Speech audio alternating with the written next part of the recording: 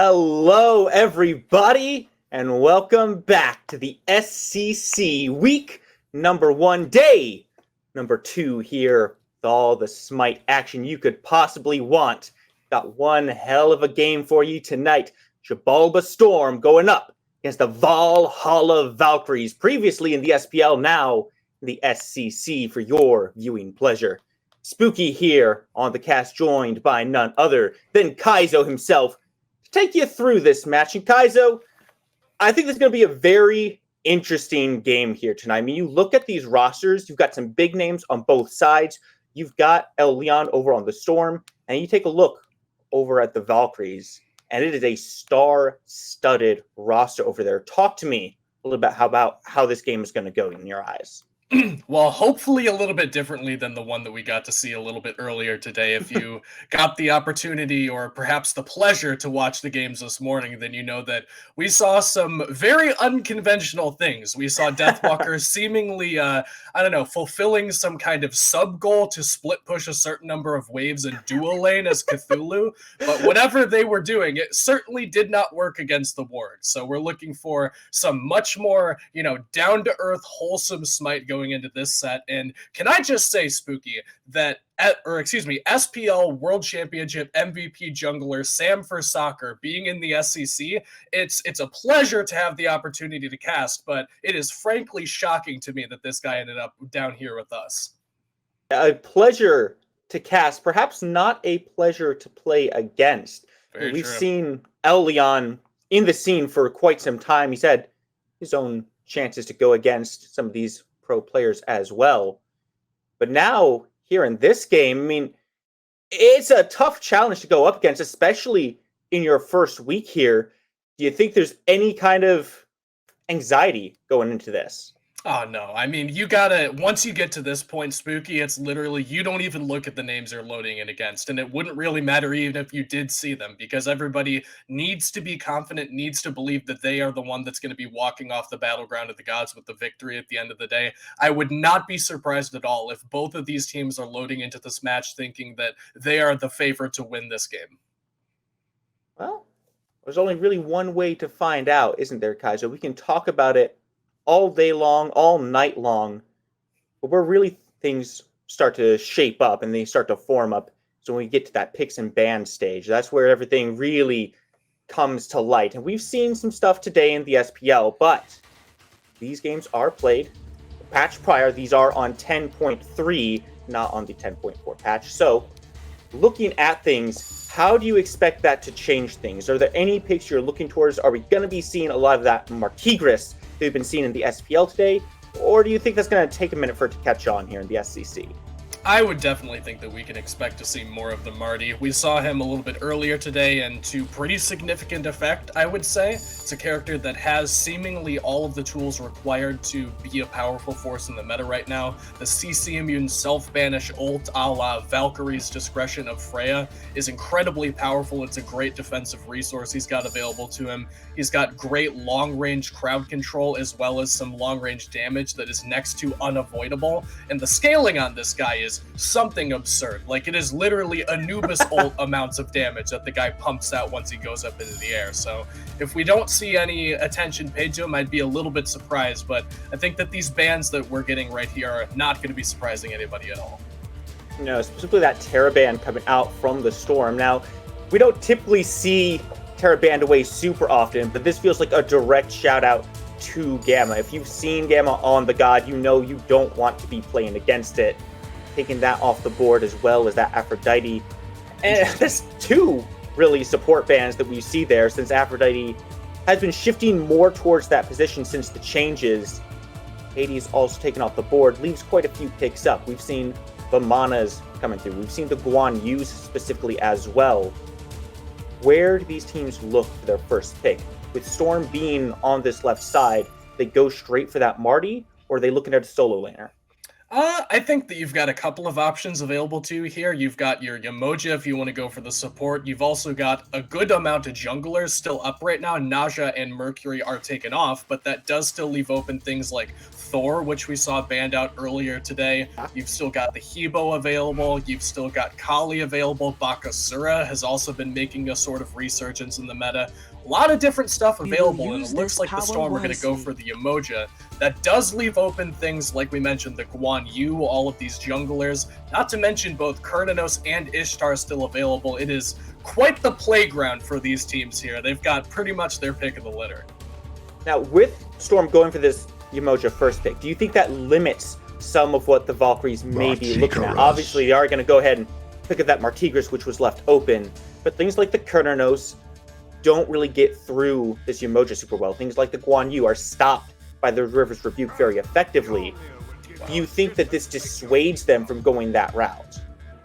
I wouldn't say so necessarily. I think that if you're leaving Yamoja open, you can't be scared to pick characters into her. Obviously, you can get things like the Phantom Shell, and then that gives you a little bit of counterplay potential regardless of the characters that you draft. But I'm pretty sure that the Valkyries understood that they were leaving this one open and had their draft strategy planned out such that they could pick something in response. Thor, as I mentioned earlier, a character that we see a lot less of, and it's not because he's bad or it's not because he's fallen out.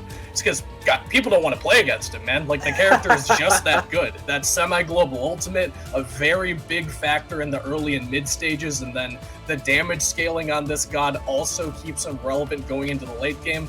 Becomes a little bit more difficult to find times to use that ult effectively once you get around the siege stage of the game, but up until that point, this guy is very strong. And they also get the Marty that we've been talking about. This Valkyries draft is looking very good, and then they locked in Kabrakan.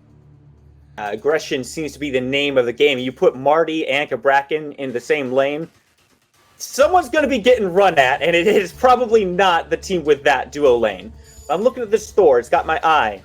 We've seen a lot of flex between solo and jungle with this Thor lately.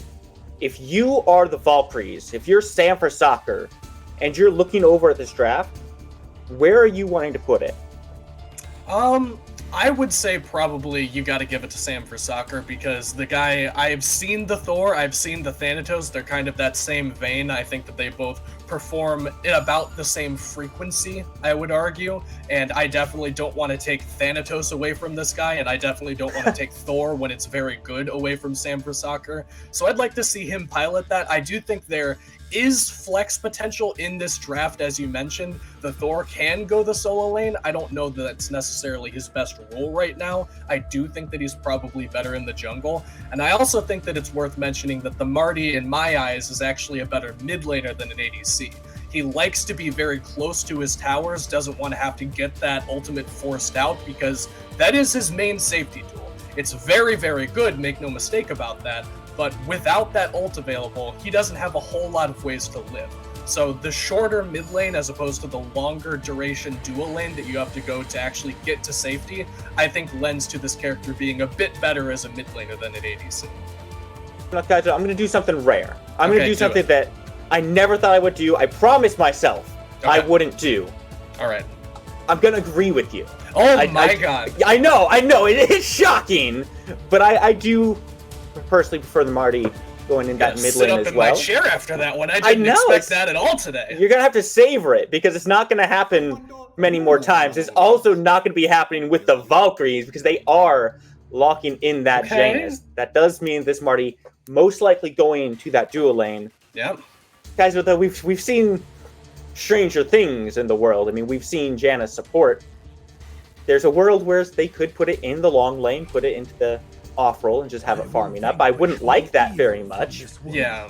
But it could exist. I can't rule anything out. Yeah, I mean, we definitely have seen Stranger Things. There's a whole battle pass dedicated to the Stranger Things, but I don't think we're likely to see them here. I'm sorry. You just softballed it to me and I had to knock it off the tee, but I do think that you're right. The Giannis is the one that we should probably be paying the most attention to as the Storm lock in the Yuwang and the set.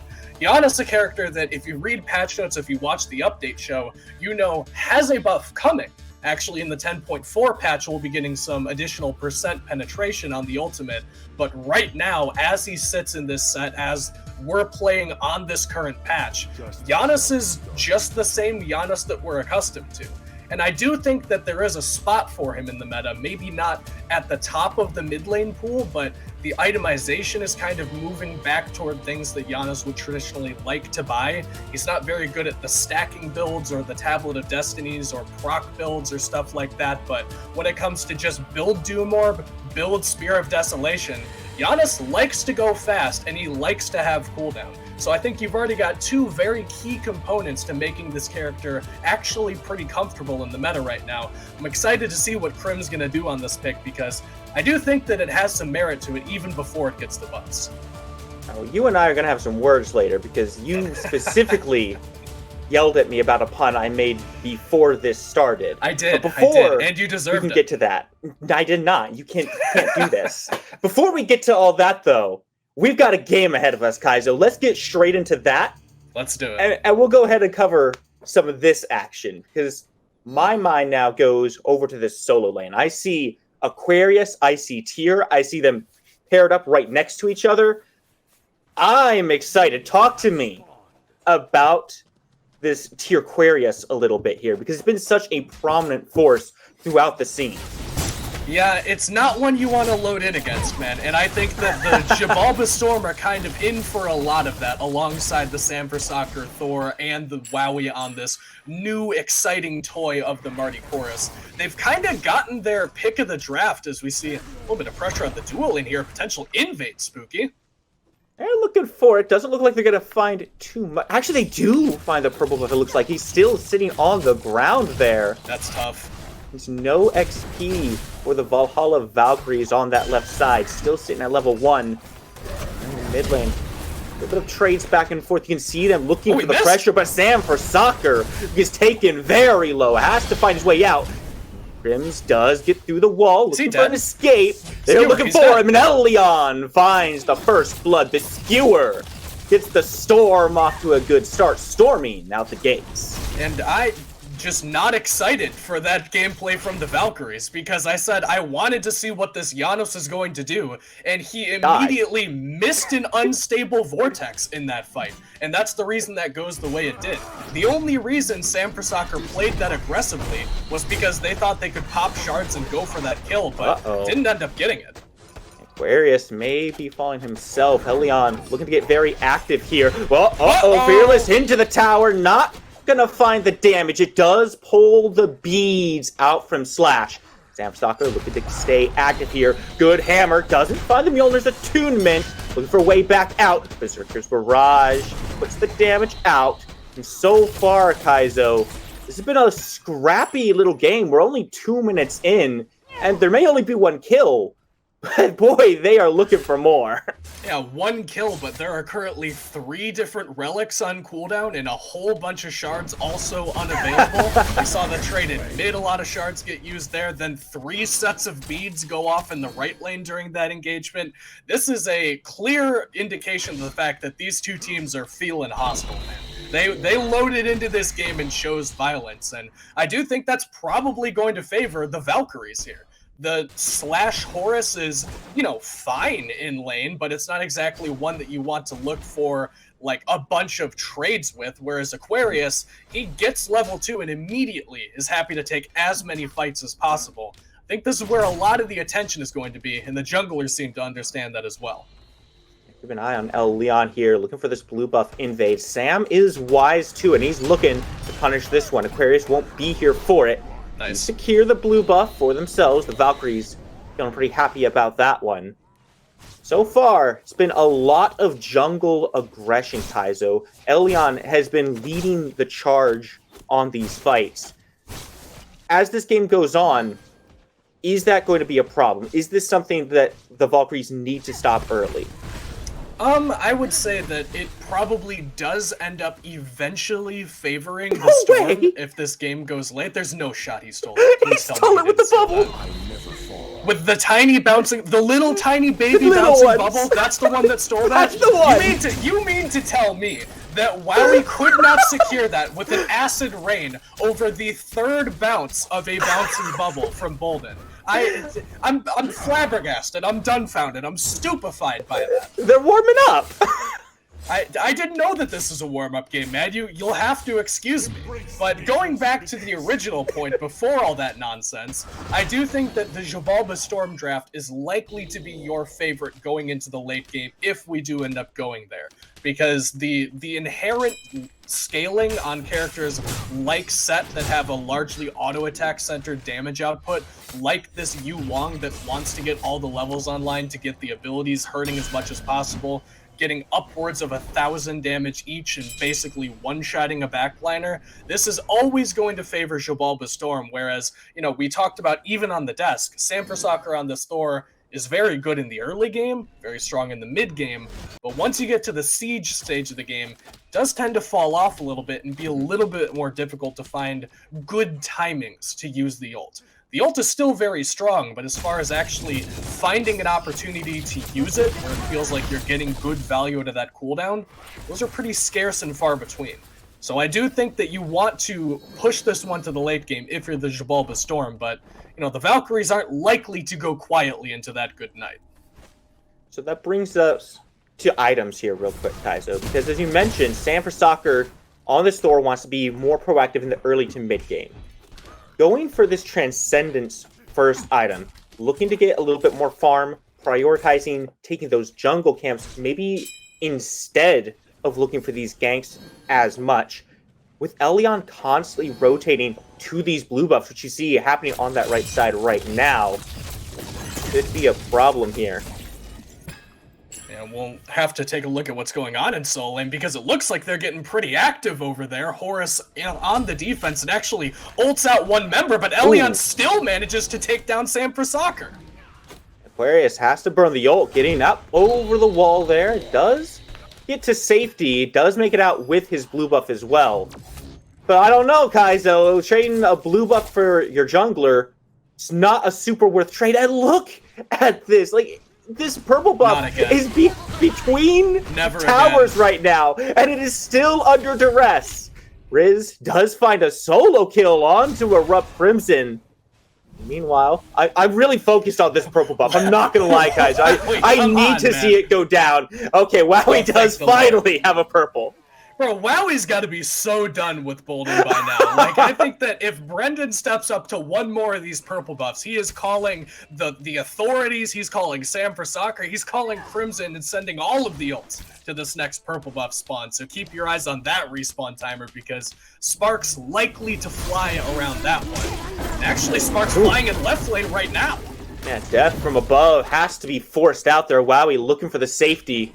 Does retreat under the safety of that tier 1 tower, still alive for now. It's ult for ult from the ADCs over there. So far, it's been the Xibalba Storm taking every fight in their favor. Sam, maybe looking to change that one up. He is in position. Anvil of Dawn, not quite ready just yet. Waiting outside ward range, trying to get it. Steps right on it, though. Yep. Steps right on the ward, and that's the back off. Yeah, that'll do it. And that information also communicated to him there. You can see that Gamma and Wowie let him know that as soon as he stepped on that ward, Xibalba Storm had the information that he was available.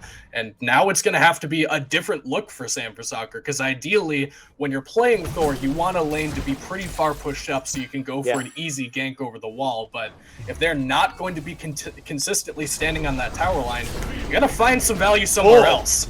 Crimson has to find a way. Yeah, burns through space and time. Is alive. These went down. Samfrasakar doesn't land the Anvil of Dawn, but he does find the wall. Not enough to take Elyon all the way down. Jungler limps away. Samfrasakar looking for something on the back end. The Valkyries so far have just not been able to find any footing here. Yeah, and it's been Xibalba Storm pretty much calling the shots so far in this one, although it is potentially worth mentioning because Leon got involved in that fight in mid, he wasn't available for the blue buff invade in right. So that one actually does finally go down uncontested in favor of the Valkyries, and this farm they are absolutely happy to get because despite the fact that, it hasn't been a whole lot of action, we've seen 3 kills go down and 2 of them go on to El Leon. it is still about a 2,000 gold lead in favor of the Storm, which is largely coming from these invades, man. You're stripping purple buffs, you're stripping blue buffs. That's valuable farm you're taking away, and now they want the green. Yeah, but they're going to have a fight for it. Gamma walks on in. They're not able to find the aggression. Once the Thor wall comes in, it feels like it mostly just cut the rest of the Valkyries off, though. They couldn't continue that aggression. Just a green buff, shifting over to the purple, and this is not where Gamma wanted to be. The walls come up, the walls crash down. Gamma fighting for his life, but the tremors cannot keep him alive. Bitey goes ahead and puts that one down, looking for a little bit more, forcing the ult from Wowie. Once again, used defensively, unable to find much value. And it's just dominance across the map here, Kaizo. Yeah, and that's a perfectly timed engagement as well for the Valkyries, because they took that one when just a little bit of time left on these cooldowns. Good portal will get Prim out of danger, and he's going to go ahead and ult as well, and I'll put a question mark on that one because I'm not entirely sure where he's going or why he's going there. Away. The Storm took that fight perfectly timed, because they still had about 10 seconds left on Sam for Soccer's ult. Crim's ult just came up as he used it to mosey his way on into right jungle, and without those tools available, there was no fight for the Valkyries. Gamma wanted to try to make that defense happen, but because they just didn't have the defensive resources available, that invade goes down basically for free again, and the Xibalba Storm are just gradually clawing away this gold lead. Yeah, it's just growing really by the minute here. You take a look, it's not just the gold that's growing, it's the levels as well. The XP is in favor of Xibalba Storm right now across the board. 2 levels there in support. I think 2 levels just ticked over in ADC as well. Bitey hitting 11 while he's still at 9. So you look at this game, and we pull back a little bit. We're taking a little bit of a larger scope view here. Sure. You've talked about the Storm scaling a little bit better. Valkyries have to make a change. That's not the change that you want to see with your relics being forced out. Where do they start? Where do the Valkyries go to start bringing this back? Because they can't sit back and wait. They can't rely on Crimson one-shotting someone. What's the game plan? It's got to be around Aquarius. Like, this tier is absolutely their MVP on this map right now. He doesn't have to do anything really special to stay afloat in this lane against Horus, who should realistically never be able to put an impact on him. I mean, Bitey is 2 levels up on Wowie, so it's not going to come from over there. You've got a Giannis as your mid laner, so that's not a great place to fight either. It's really got to be Aqua making some kind of rotation to one of these fights, whether that's purple buff invade like we've got right now, or a gold fury that could be coming up later. He's got to find some time to rotate over to the other parts of the map and make his presence known elsewhere. Yeah, another purple buff looking at, not a full invade. The constant presence of Boyden and El Leon on these jungle camps just makes it so hard for the Valkyries to find anything in their own jungle. I mean, they're fighting over every piece of farm that they're able to get. Wowie has to beads just walking to his purple buff. Like, there's no way that's conducive to finding yourself at an even standpoint. Now, Pyromancer are being looked at, but it may just be a bait. Ruling Dragons comes up, does not connect, but it doesn't need to if you're going to do that much damage to Crimson. Down from the skies comes Sam for Soccer, but he is going right back down into the grave as well. Walls up, walls down, and Tremors will not save you. They buy a little bit of time, but the dive is coming through. Slash wants it, and Slash gets what he wants. Wow, he makes the rotation to pull one back, but it's only a support. It's a 1 for 3, and you've lost your left side tier 1. What a disaster for the Valkyries. Yeah, 1 for 3 and losing the left tower because Bitey not even needed for that engagement, despite the fact that Wowie was there. And Slash made a good rotation, don't get me wrong, but probably also was not needed, frankly. Maybe to secure the kill onto the support, but I don't think that that was necessarily going all that poorly for them. And it really does seem to me that Crimson just can't really find his footing on this Giannis. constantly seems to be getting jumped on by Leon when either he's not expecting it or he's just portaling a little bit too carelessly and losing out on a whole chunk of his HP bar, losing out on the ultimate ability, which is such a critical team fight tool for them, not only to put down the damage, but also to move these players around. They've got to find one of these fights where they are actually on firm footing at the beginning end of it, because the Storm are kind of storming forward, to borrow the horrible expression that you used previously that I will be reprimanding you for after this broadcast is over. You can't do that. You can't do that. You made a terrible joke during picks and bans, all right? It's and you cannot use my earlier pun against me, because that was not on the broadcast. Therefore, there is no evidence of it. And Printers was probably sleeping. Back into the game here in just a moment to get everything rolling again. But looking at this, I've already asked, where do Valkyries go? And the answer has been, Aquarius. Mm-hmm. But Xibalba Storm does not seem to have any intention of allowing the Valkyries to execute that game plan. They're not going to fight around Aquarius. They're rotating constantly to this left side, to the purple buffs, to this mid lane, trying to find Crimson. Crimson has his Doom Orb. He's got his Divine Ruin online. Yep. But he's not at that critical mass just yet. Storm are the ones setting the pace of this game right now. And the Valkyries don't seem to have an answer for it. Does Aquarius just leave the right side and look to rotate to make an impact? Not yet, man. Honestly, not yet. And the Valkyries are going to go ahead and try to pull this Pyromancer one more time and just kind of see what the response time is. I don't expect they'll be committing to this, especially now with the Horus coming in.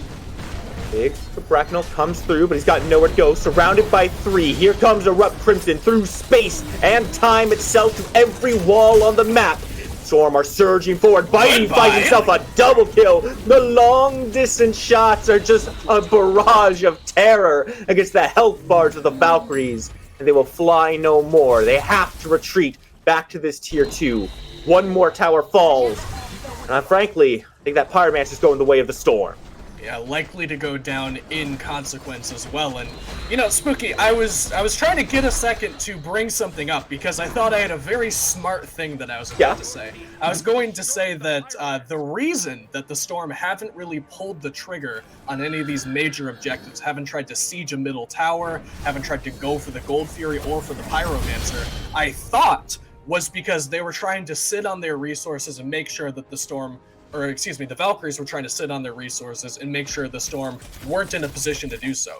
Because while they don't fight particularly well, their X factors around objectives are basically second to none. You've got to deal with a Thorold that you can't zone ever, and a Yanasult that you also can't zone ever. So as long as the map is passively creating income for them and generally in their benefit, the Xibalba Storm had no reason to pull the trigger on either one of these objectives. And they could have probably just sat back comfortably and just hung out because the Valkyries are gradually getting further and further behind. Now it's 6,000 gold in deficit. But then, as soon as I'm about to say that, the Valkyries try to make an aggressive play of their own and give up all of those resources that were preventing the Xibalba Storm from taking any of these fights. It was the threat of activation of the Thor and of the Giannis that was keeping them off the Gold Fury, off the Pyromancer. And as soon as those cooldowns go down to try to secure the Pyromancer for themselves, it is immediately an open door for the Storm. So I'm a little bit surprised that they played that one the way that they did, and the Storm, once again, despite, having a great opportunity for that fight, still aren't looking at this Gold Fury because, Spooky, it is still not in their best interest to do so, just because of all the stuff that could go wrong. I mean, they've built themselves a 6,000 gold lead off of just invades and kills. If they can build this kind of lead just playing the game that they're doing now, I can't say I disagree with their decision not to go for these objectives. If they can keep the Valkyries antsy and force them to make the first move, well, we've already seen that the Storm can punch that extremely well. And it's only going to get better. Oh boy, what is Queries doing all the way back here? Looking for Briz, who just has a nice little dragon to fly on, get himself out of danger. So, not much going to happen there. I want you to look for just a moment at these level gaps. Bitey is 4 levels up on Wowie right now. There's no fight That's that the insane. Valkyries win. It's a level in jungle, level in support still. These ADCs, there's just such a chasm between them that allows the Storm to just start up the Fury, walk towards Wowie and chunk his health bars down. The Fury has been dropped. They're looking for the fight, and a disengage ultimate coming out from Slash. And that's straight back to the Fury. And that's literally it. That's all the Xibalba Storm were looking for. They only wanted to get those cooldowns out. They'll grab the gold for enforced beads off of Crim. Oh my. He's going down here as well. You just can't be there, Crims, and now the rest of the team is in danger. Aquarius getting absolutely melted. There's nowhere for him to go. Has to use the Lawbringer to get out of danger. What if you're Lawbringing out of the situation you're in? Well, that just means you've left a lawless country behind. And this Xibalba Storm team is playing so impressively for me, Spooky. Like, this is some of the most disciplined, intelligent Smite I think that I've seen in a very long time. It's not flashy, it's not especially sexy, one might say, but it is definitely effective the way that they are just baiting out these cooldowns. The only things that they care about in these fights are, does Wowie have ult, and can we force him to use it when he doesn't want to?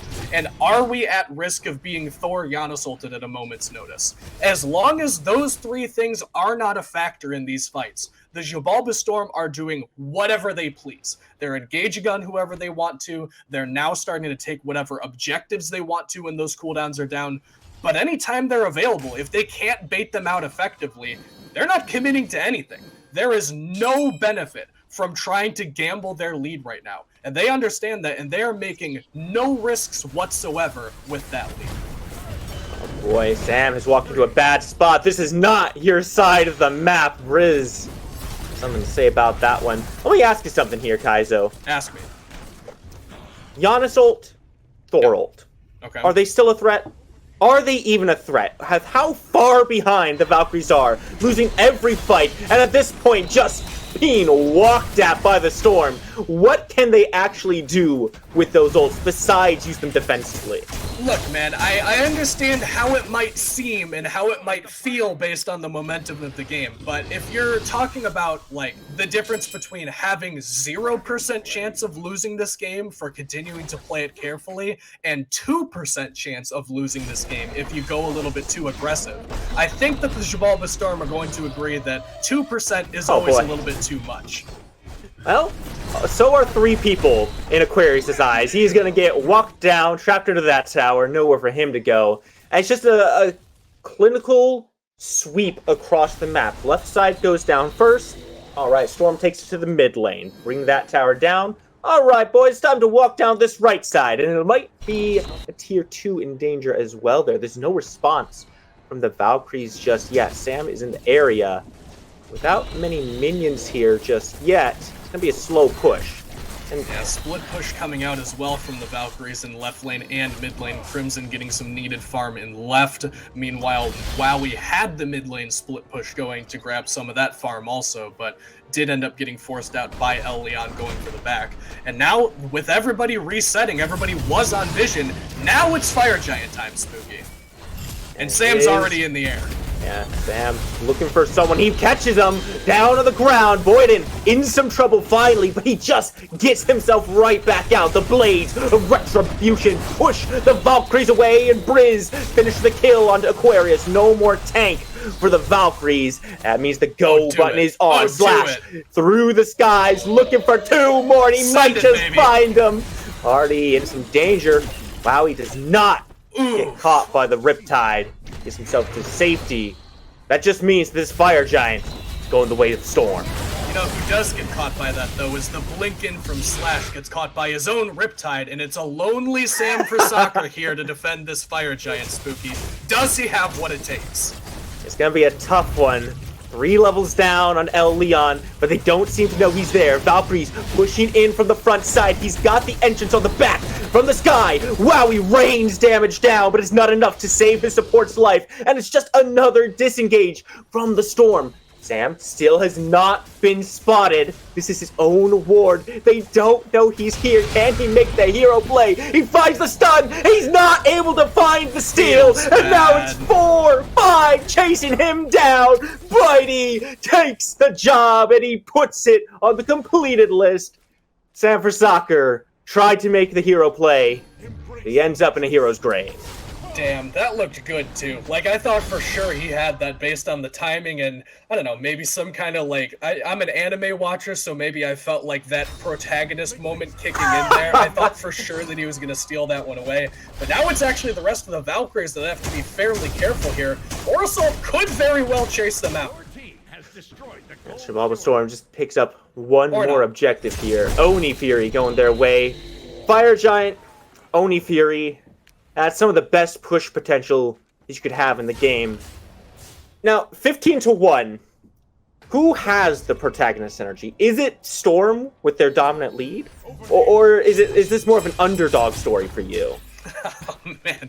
The Storm had better hope this isn't an underdog story, because this is going to be one hell of a comeback if the Valkyries, like, I don't know, like, put on the Cinderella shoes or something, and it turns out, like, some kind of the power of friendship and magic or something was just waiting the whole time. The Valkyries need that X Factor right now. And fortunately for them, they do have the picks required to make that kind of thing happen.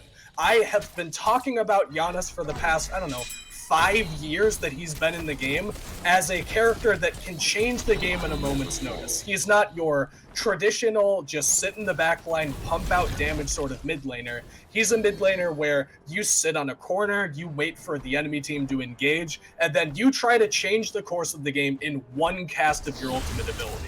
And now with 3 items online, as in addition to that Pendulum of the Ages, Crim has the damage required to 4-2 into a team fight. And if Briz and Bitey aren't being careful, not keeping an eye on where the Giannis is at, they are at risk of being straight up one-shot for trying to siege some of these Phoenixes.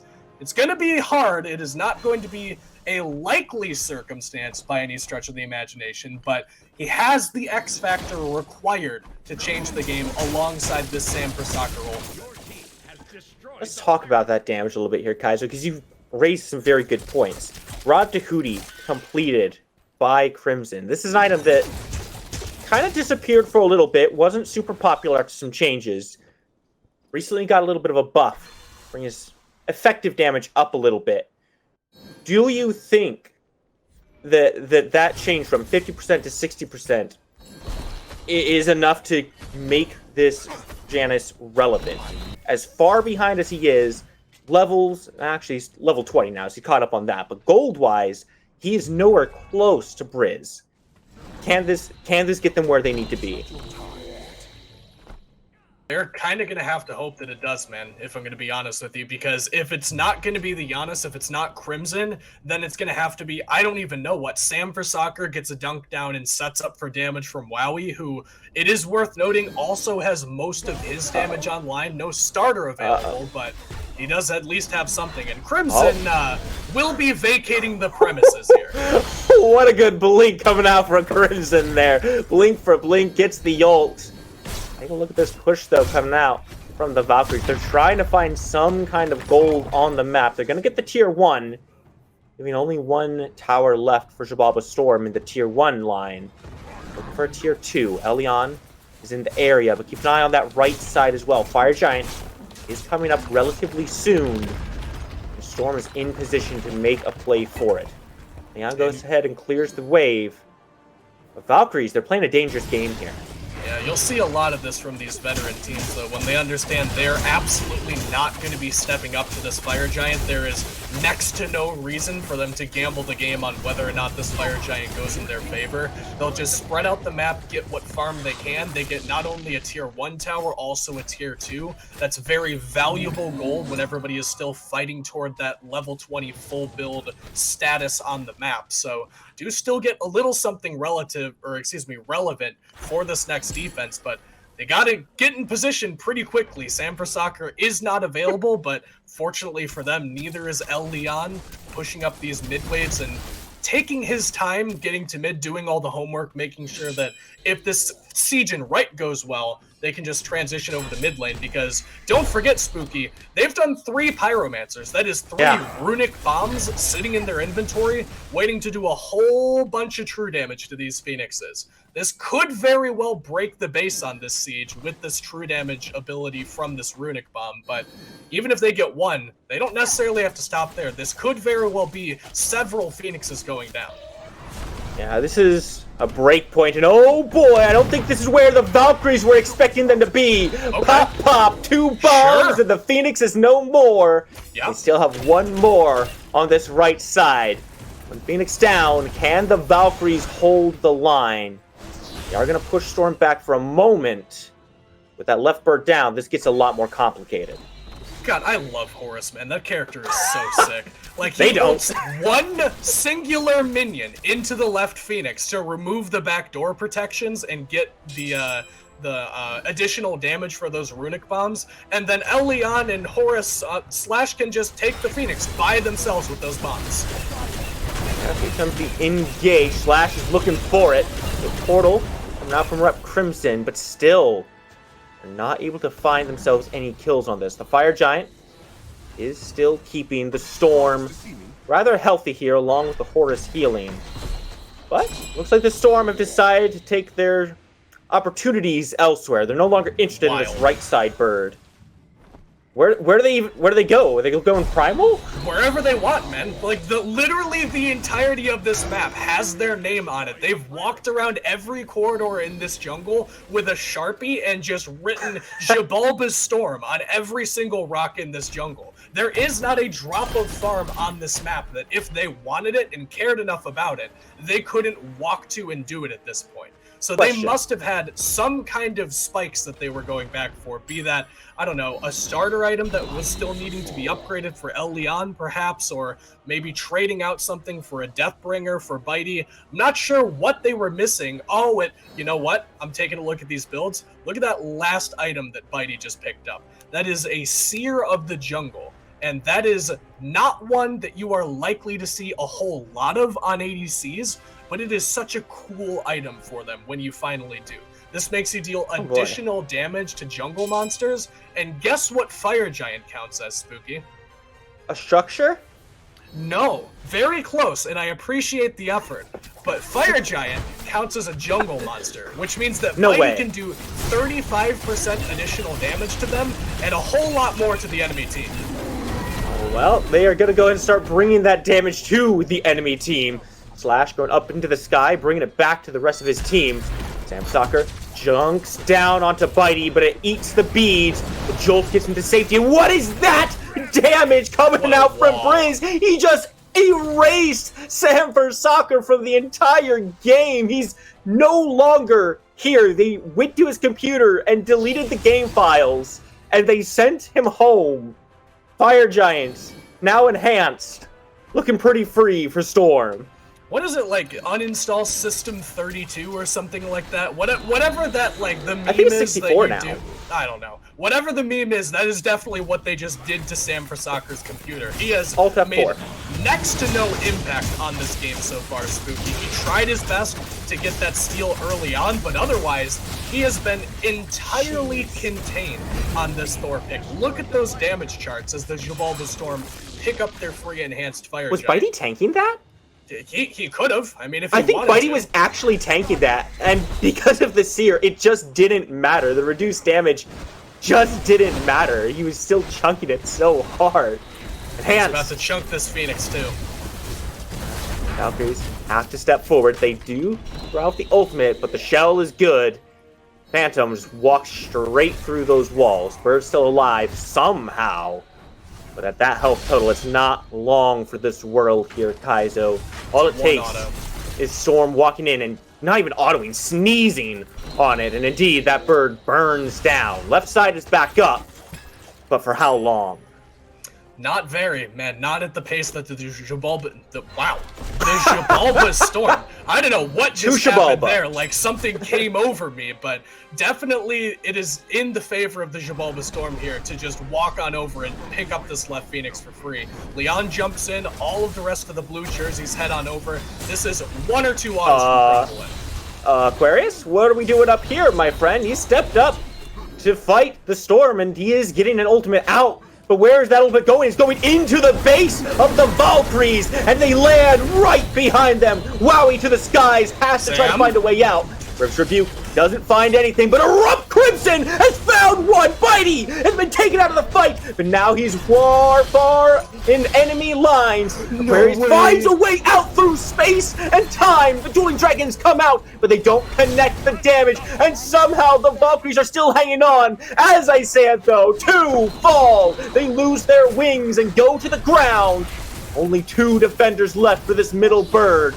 No ADC for the Storm. With the enhanced fire giant, they may not need it. Chunk, pumping the damage, and there's the bomb. It goes down. Aquarius finds 2 with the Fearless, and Fearless he is, but he may have been too courageous. Elyon finds him, puts him down. It's a walk to the Titan now, with only Wowie left alive. The Acid Rain cannot do enough damage. The ultimate is back up, and Wowie is gone. It's a double kill as Xibalba Storm finds themselves game number 1, 21-2.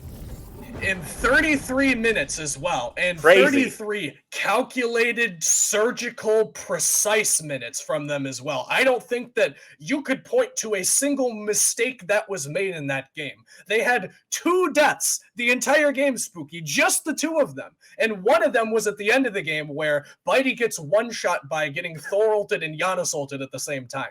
There's only so much you can do about that, regardless of how well you draw up that plan.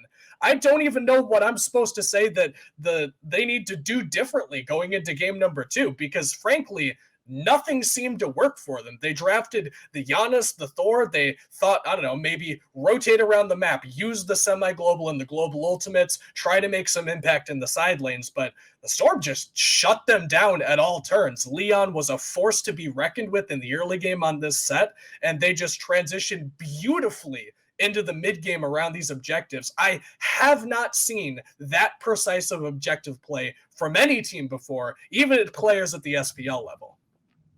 I mean, if you can't point to a single thing that they need to just improve on, kind of feels like the plan is to go back to the drawing board entirely at that point. Maybe. I mean, the draft just did. Maybe. I mean, the draft just did not work out. We'll go ahead and move to the post game and take a look at the stats here. But it just feels like the draft was not what the Valkyries needed there. Like you said, Erupt couldn't do anything on this Janus. Sam for Soccer going an uncharacteristic 0-7 on the Thor. Yep. To me, I look at that jungle matchup as the biggest factor in that game. Elyon, 9-0, constantly invading. What do they change in that jungle? Do they need a stronger early game pick? Do they just not need to go for the Transcendence? What can they change there to make this look better? They definitely need something that is capable of getting active a lot earlier, because the Thor has the tools required to get involved like level 8, 9, 10, excuse me, somewhere in that range, and make sure that once you get the Transcendence online, maybe you get a couple of tiers of the Heartseeker or the Hydra's Lament as the case may be, you can start ulting into the backline, you can start having the damage required to one-shot these backliners, but just perhaps too passive on the play or just not willing to respond to the aggression, because it really did seem like the Xibalba Storm were everywhere on the map, in the jungle, in the lanes, contesting the farm, and the Valkyries just needed to pick something and show up to it in force. They did a lot of halfway contesting, halfway defending, a little bit unsure of themselves. I think that game goes a lot differently if they just pick one thing that they wanted to do and try to respond to that as best they could, because when they spread the map like they did, they just didn't have the resources to deal with the Xibalba Storm. Yeah, I think an early indicator of how that was going was 2 stolen purple buffs back-to-back in that duo lane. And not even like concerted effort invades. It was just Boyden walking forward and saying, "Do you like water, friends? I've got some for you." And it turns out that a little bit of water was actually all it took to put the purple buff down. And the fact that there was no response, like you said, from the Valkyries as a whole is just insane. We saw Sam drifting towards that blue buff, trying to help with those invades. but they weren't multi-man rotations. They weren't sending people to fully stop and punish that aggressive play. And so the Storm just kind of kept looping the same play patterns on repeat until they found themselves at an insurmountable advantage. And I do think that it is worth noting as well that the Valhalla Valkyries dual lane did not do what it needed to. Like, WoWie dropped 26k in that game, but that's kind of just like the effect of this character. It's very difficult to move around the damage, and it's not always effective. It's a lot more damage that you kind of walk through and then shrug off after a certain amount of time, as opposed to something that will actually leave a lasting impression. They got ran down into the tower, man. They got fully jammed into the tier 1 tower, and that's not what you want from this Marty chorus when you're picking it so high up in the draft. They need something to change there. They need to either enable that side of the map a little bit more, or pick something that will scale a little bit better, pick something that can play more passively, because the way they did it, man, there just was not synergy between the picks they had and the play style that they went for. Yeah, it's just a full redraft, I think, from this point. We'll see how the Valkyries decide to address these issues in the next game. But before we get to all that, a short break, and we'll be right back.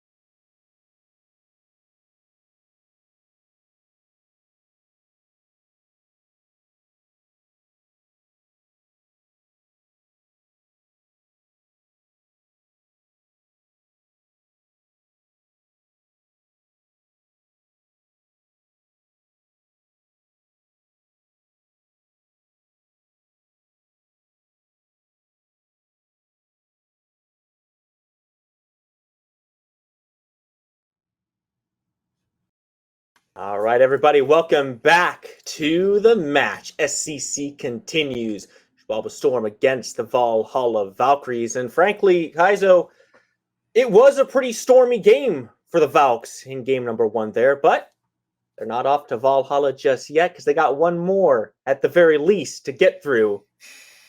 And it looked like a pretty bad one. 21-2, but it took them 33 minutes to lose that game, Kaizo. There's signs of some kind of resistance coming out from the Valks. Where do they change things?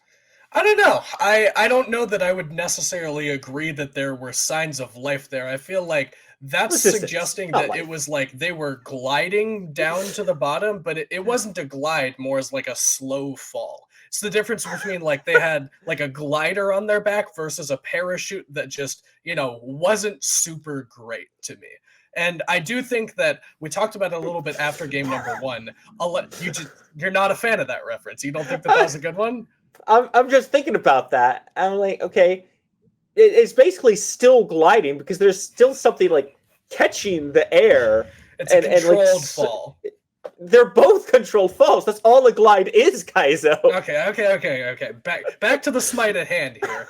I do think that a large portion of what went wrong that game was just Sam for Soccer didn't find an avenue into it at any point in time. My man had 9,000 damage like 28 minutes into that game on Thor, a character that, by the way, is actually very strong right now. So I think that a little bit more activity from Sam could be a very big thing for them. I think that also picking a dual lane that does what they are planning for their dual lane to do would also help me adjust to the changes that they're going to be making. Like, I think that if they're going to be drafting this Marty chorus and specifically putting it in the dual lane, they have to be picking something that can help it fight around these purple buffs that prevents it from just getting jammed into the tower, because it is at risk of being outboxed despite how effectively it trades. Like perhaps a jungler or a mid laner could be picked to assist with that and then rotate over. We'll see what this draft turns out to be. Let's get right to it, Kaizo. You can speculate all day, but there's only one true way to find out how the Valks want to approach this one. And I gotta think that maybe they'll turn some attention over towards that jungle role. Elion was just running rampant across the map. I don't even just say through their jungle, it was across the map. Blue buffs, lanes, wherever you want to go, he was there. Do we ban the set away, or is this more of a gameplay kind of adjustment that has to be made? That's a really good question, actually, and I like the way that you phrased it, because I do think that the set as a character was not the issue in that game. I think that there's a lot of different junglers that Leon could have been piloting there that could have done some very similar things. I don't think it was specific to what the set did. You could have probably done something like that on Susano or Hunbats or just about any other jungler. I really do think that it was just a gameplay perspective that needs to be shifted from the Storm. And now that from the Valkyries. And now they've got first pick and force the ban away the Aphrodite ban from the Storm. That's going to change things at least a little bit here. And I do also like that they got rid of this Yamoja as well. That did seem to be a pretty big issue for them going into those games, going into those fights. They kept getting Gamma caught in those walls and forcing out that shell when you didn't want to use them. I think there aren't a whole lot of adaptations that need to be made in the pick and ban phase, but for my money, that might very well be the number one. Well, they now have their choice of everything, and it's going to be Ishtar. They first pick here. You look puzzled, Kaizo. Yeah. Some other picks you were perhaps thinking of there? I don't know, because that's exactly what I thought of. I was like, I saw the Ishtar locked in, and I was like, man, I don't love that for them. And I started thinking, what did I want to see there? And there's not a whole lot that actually would have necessarily excited me. I think maybe the Guan Yu or the Terra or something else that we've been seeing a lot more of, a lot more tried and true things that can make a larger impact on the game as a whole. Because Ishtar and Kernanos are so competitive in power level in my eyes that I don't think that I necessarily want to be number one picking either one of them overall. And Marty was also up, so I don't know. The Ishtar just doesn't really do it for me. I don't think that you're that disappointed to give up the Horus, but giving up the Marty, man, I just don't know if I agree with that. Well, We now see these ADCs flip-flop opposite sides of the spectrum now. We'll see how they perform against each other. Terra does get picked up to go alongside this Ishtar. It's the Gamma special right there. The Guan Yu still on the board, but is that even a pick you want to look at right now in the solo lane when you know that you're going up against this Horus? You can pretty easily stop that Taolu assault at any point he decides that he just doesn't want to see Guan Yu doing that. Is it still a pick that's on the board? And I don't know, mid being looked at potentially here. I would say that I don't hate Sam going back to the Thor, only because I know that Sam is at least comfortable on this character. It's one that he enjoys playing, has a long history playing, and has a lot of success playing. So if it weren't for the fact that I know who Sam for Soccer is, I know Thor is something that he is actually very competent with usually, I wouldn't say pick this Thor back up, but because this guy is good at this character, and this is just an off game for him in game number 1, I don't hate going back to it. I just don't know if you have to be afraid of that one getting banned out away from you. I think you could have potentially grabbed that in the second phase. And I'm not even trying to be mean. Like, I just genuinely don't believe with the performance he had in game number 1, a Thor ban was even in the cards for the Xibalba, for the Xibalba Storm if they didn't pick it up here. And meanwhile, I think that Guan Yu could have been super sick into their team.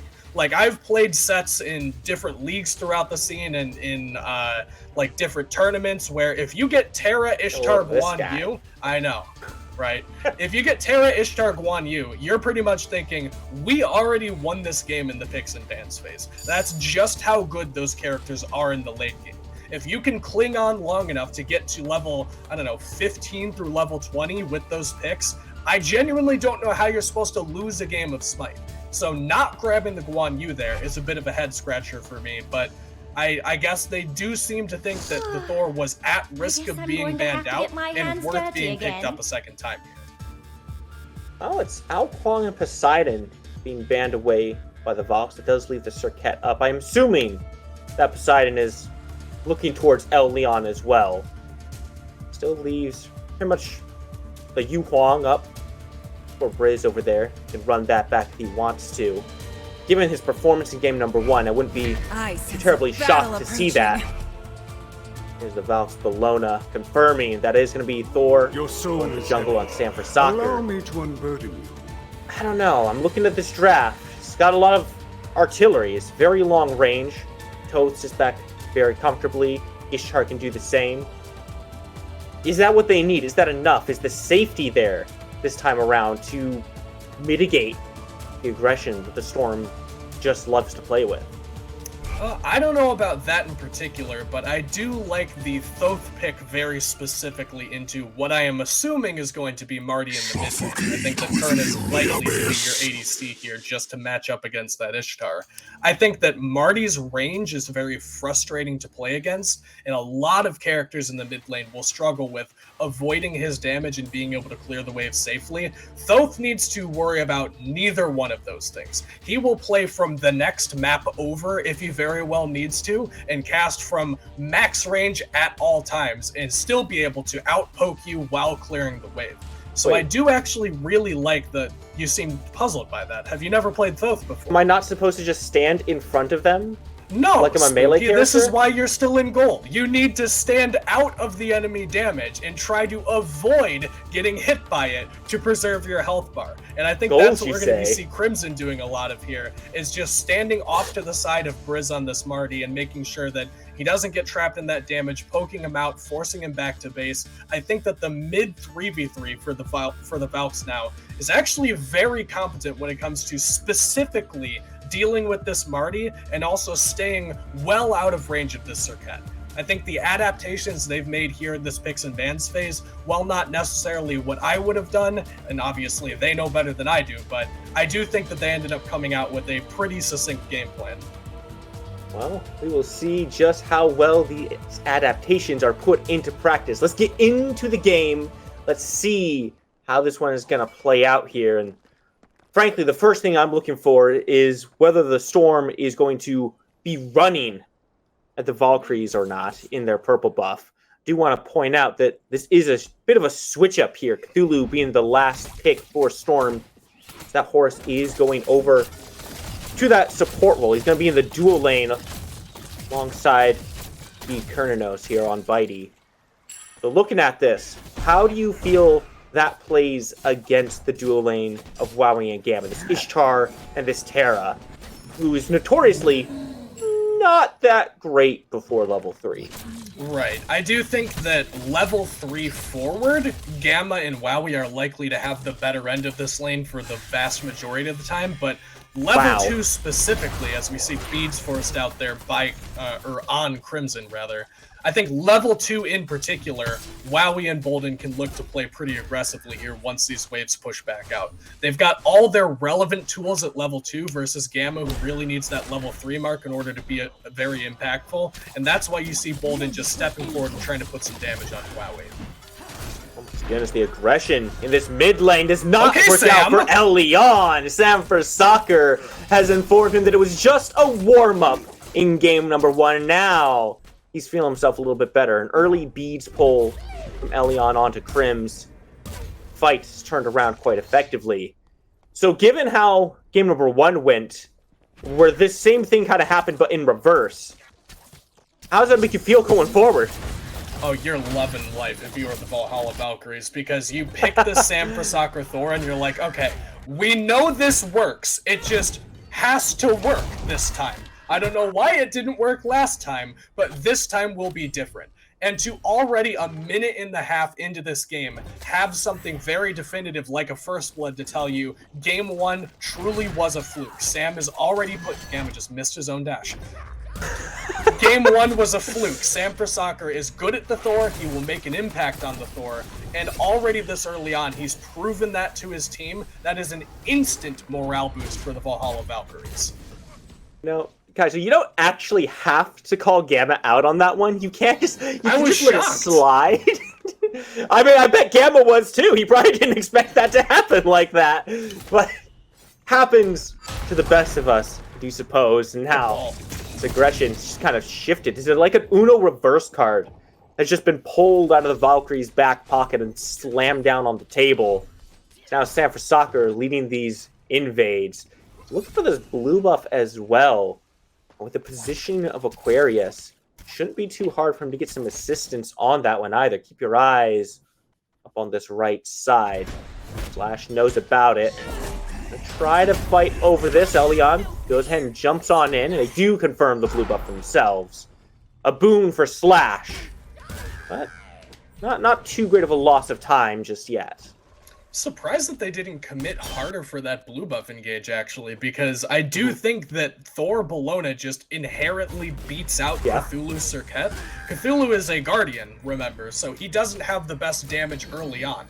Once he gets some items online, gets some levels online, that scaling starts to come online a little bit more, but just straight up level... Well, yeah, but straight up level 5, he just doesn't have the damage to contest with the Bologna.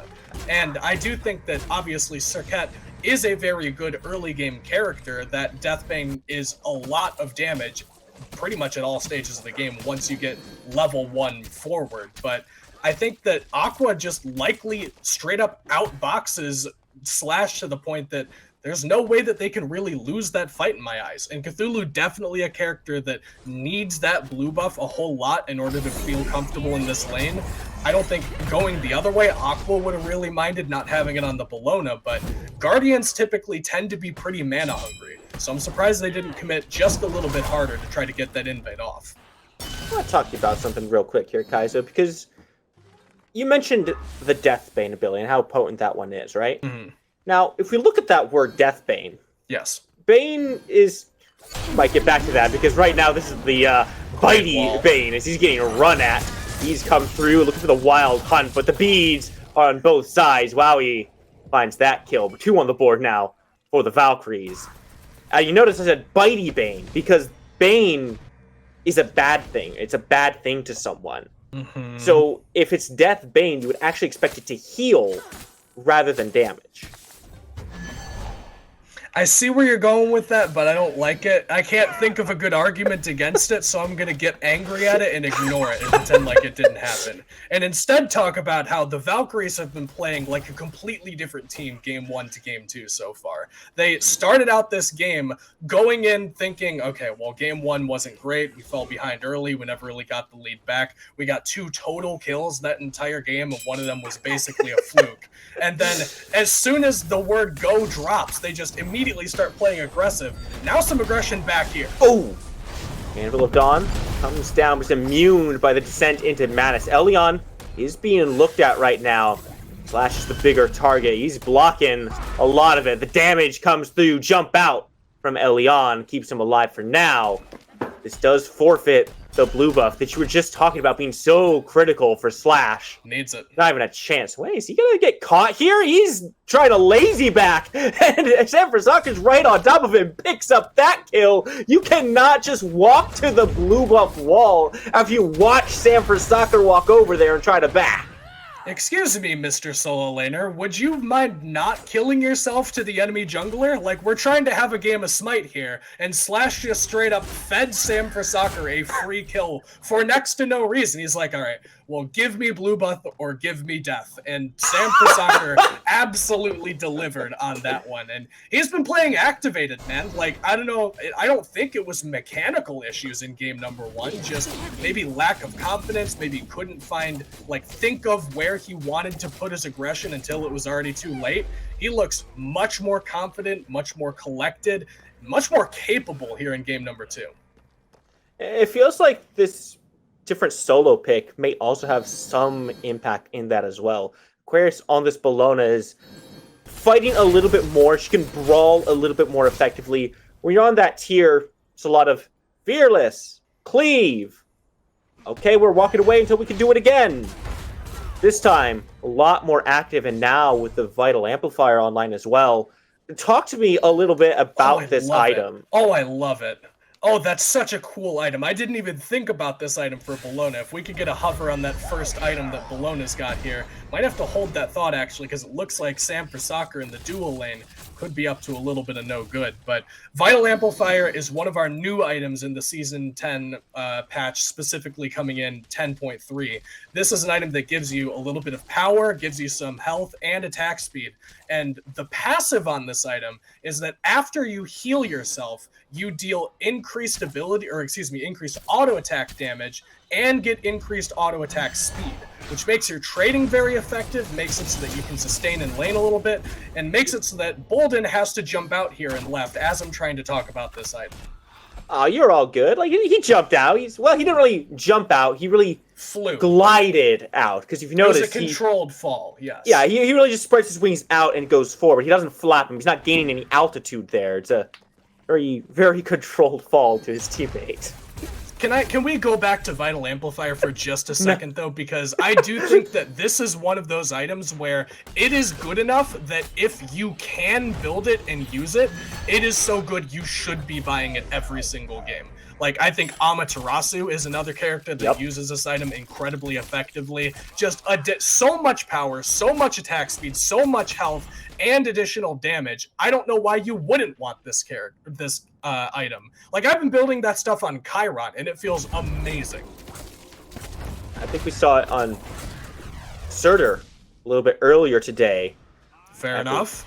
Come back to that in a moment. We do see this guy is being burned there by Boyden.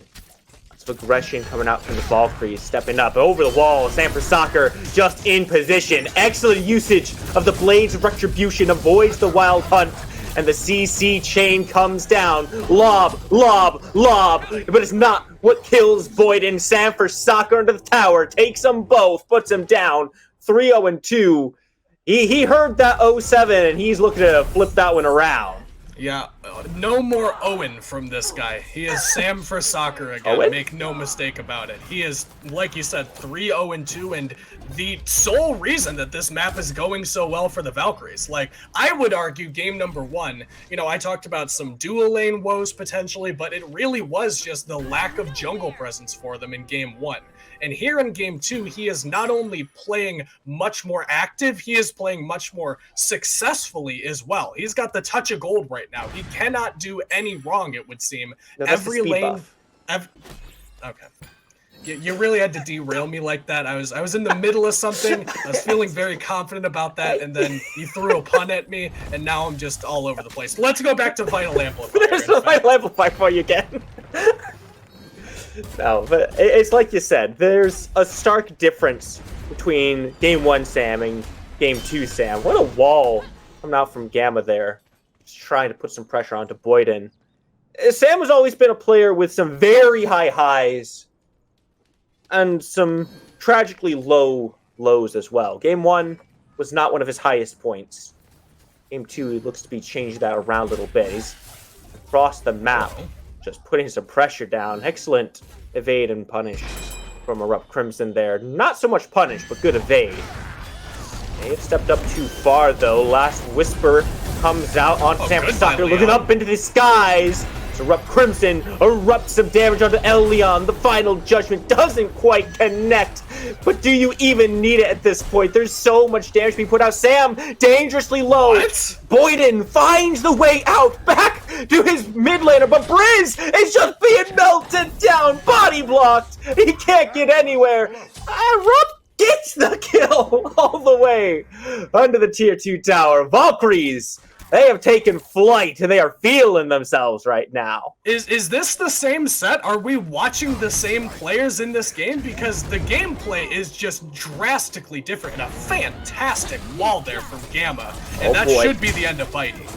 Yeah, Blades of Retribution just can immune the Wild Hunt, and one more purple buff goes down. Man, do you think WoWie took it a little bit personally when Storm wouldn't stop walking at his purple buff in game 1? This feels a little petty at this point. It very well may be, and he is playing angry. Make no mistake about that at all. That's a He's different number player. 3 on the damage charts. No, that's definitely Wowie, and he is definitely angry. And Leon is definitely dead again to Sam for Soccer again, and uses the ult to no good avail again. Lots of repeats there, as with good reason. 10-0 the score right now. But this is similar to game 1, Kaizo. Valkyries lead by about 4,000 to 5,000 gold right now, but they're not making any aggressive movements towards these neutral objectives. Now, in game 1, you talked about the X factors being a little bit concerning to Storm as the reason they weren't doing that themselves. Right. Here in game 2, is that still a factor between the Descent into Madness and the To the Skies? Or do you think the Valkyries need to start applying the pressure to this Pyromancer right now? Yeah, I think that the Valkyries are definitely in a spot where they can just start looking for these neutral objectives, and they're going to go ahead and try to grab the Pyromancer. Who actually gets stolen by the Xibalba Storm, however.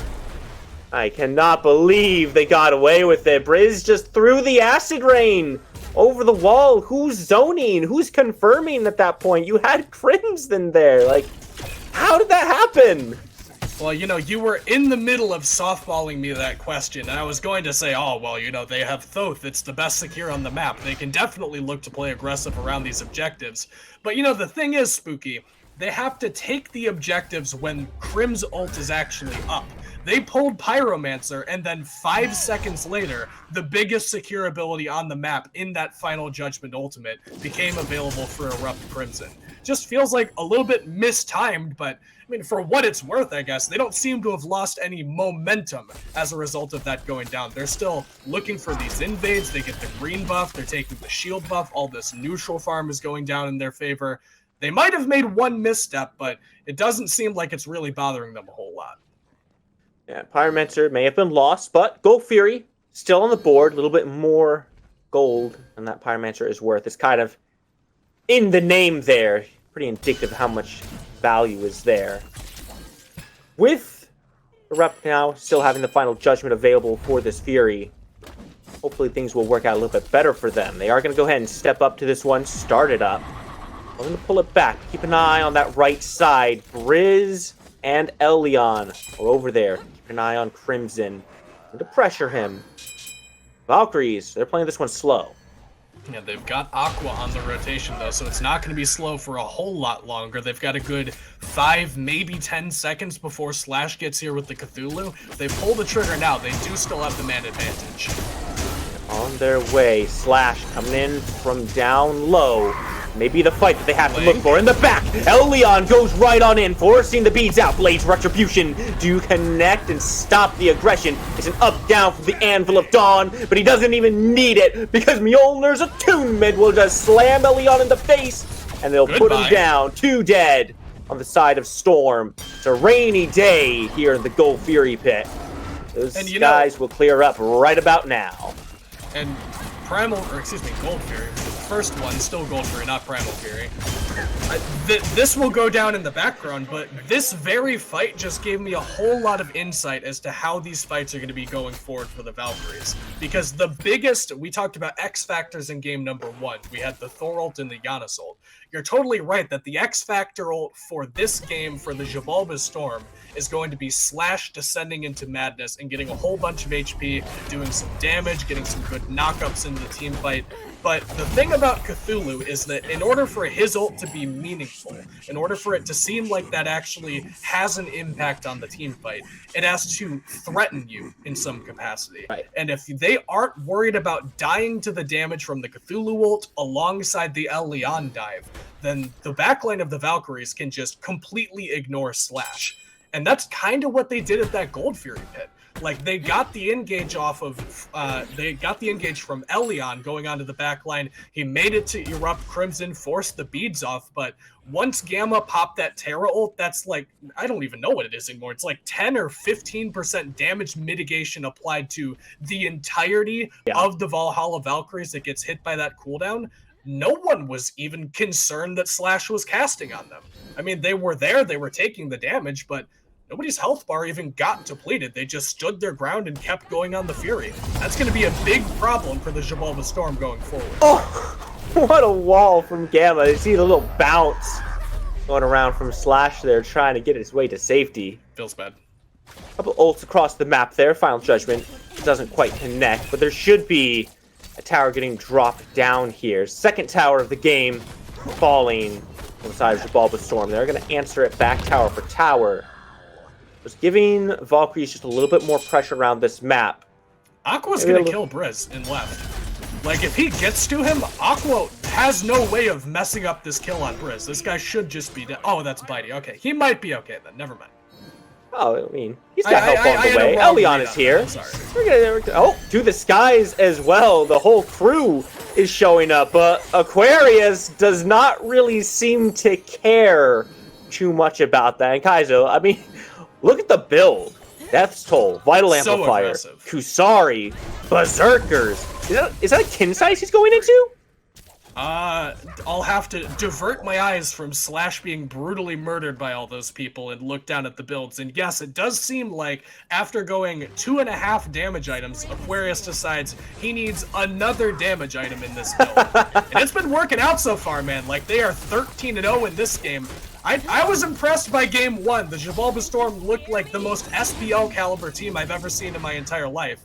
And now going maybe they're just like, I don't know, like pendulum scales swinging back and forth, but the Valkyries are looking as well organized, if not better, than the Xibalba Storm did in game number 1. I mean, Valkyries better hope it's not a pendulum. They better hope they can keep this momentum as the game goes on. Maybe they're a game 2 and 3 kind of team here. It's a warm-up game. Yeah, I told you it was. You did. You really did, and I didn't believe you. Not for a single second. I was like, this guy's full of it. There is no way that's what's going on here. There's going to be a quick 2-0, then I'm going to go play some Pokemon or something. But no, this was absolutely like the Valkyries just needed a little bit of time to adjust, and then it looks like they have completely cracked the code of this Xibalba Storm roster. They've shut down Elyon, who should have been the driving force of this composition. They've drafted around this Cthulhu such that the descent into madness doesn't even seem to be an issue for them.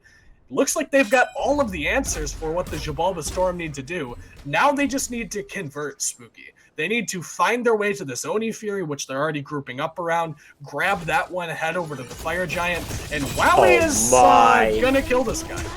Yeah, Blades of Retribution don't quite find the stun, but if you're putting out that much damage that quickly, you don't need too much in the way of CC to burn someone down. I was gonna wonder if Oni Fury was the play here and risk leaving that Fire Giant up, but if you just kill the main shred that could threaten the other jungle objective, well, it's a pretty easy objective for you to take. Now, with this pressure that they get from the Oni minions, where do you want to see these Valkyries going? Do they just use this to pressure towers and look for jungle objectives?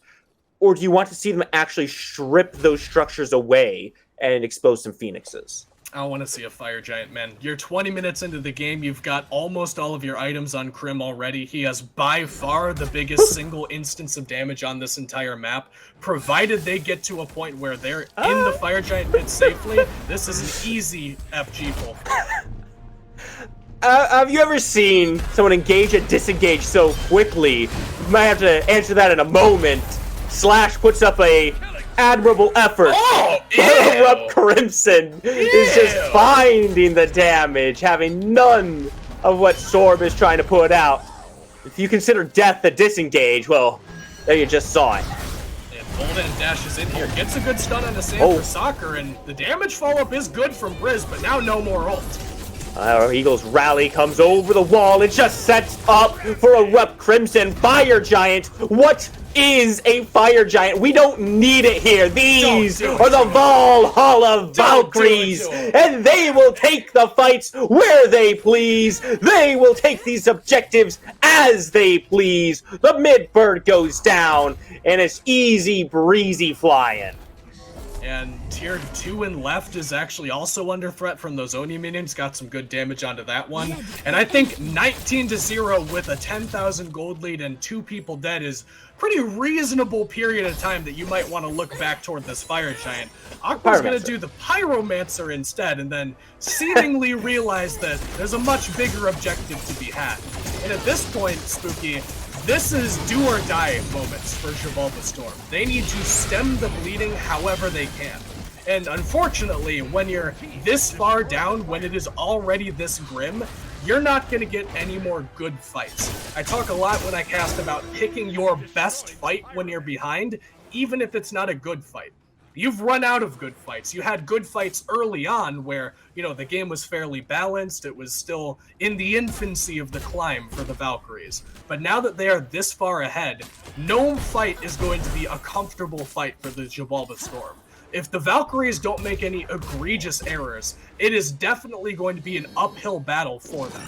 So the Xibalba Storm have to decide what their one moment is going to be and all in try to capitalize on that moment. If that's trying to defend the left-hand Phoenix, if that's trying to ambush somebody as they go to slow play on these tier 2 towers, they need to find some kind of engage where ideally the Valkyries aren't fully in position or not completely ready for them to just full send a fight, or alternatively, they have their best advantage, like in the Titan room or around these Phoenixes.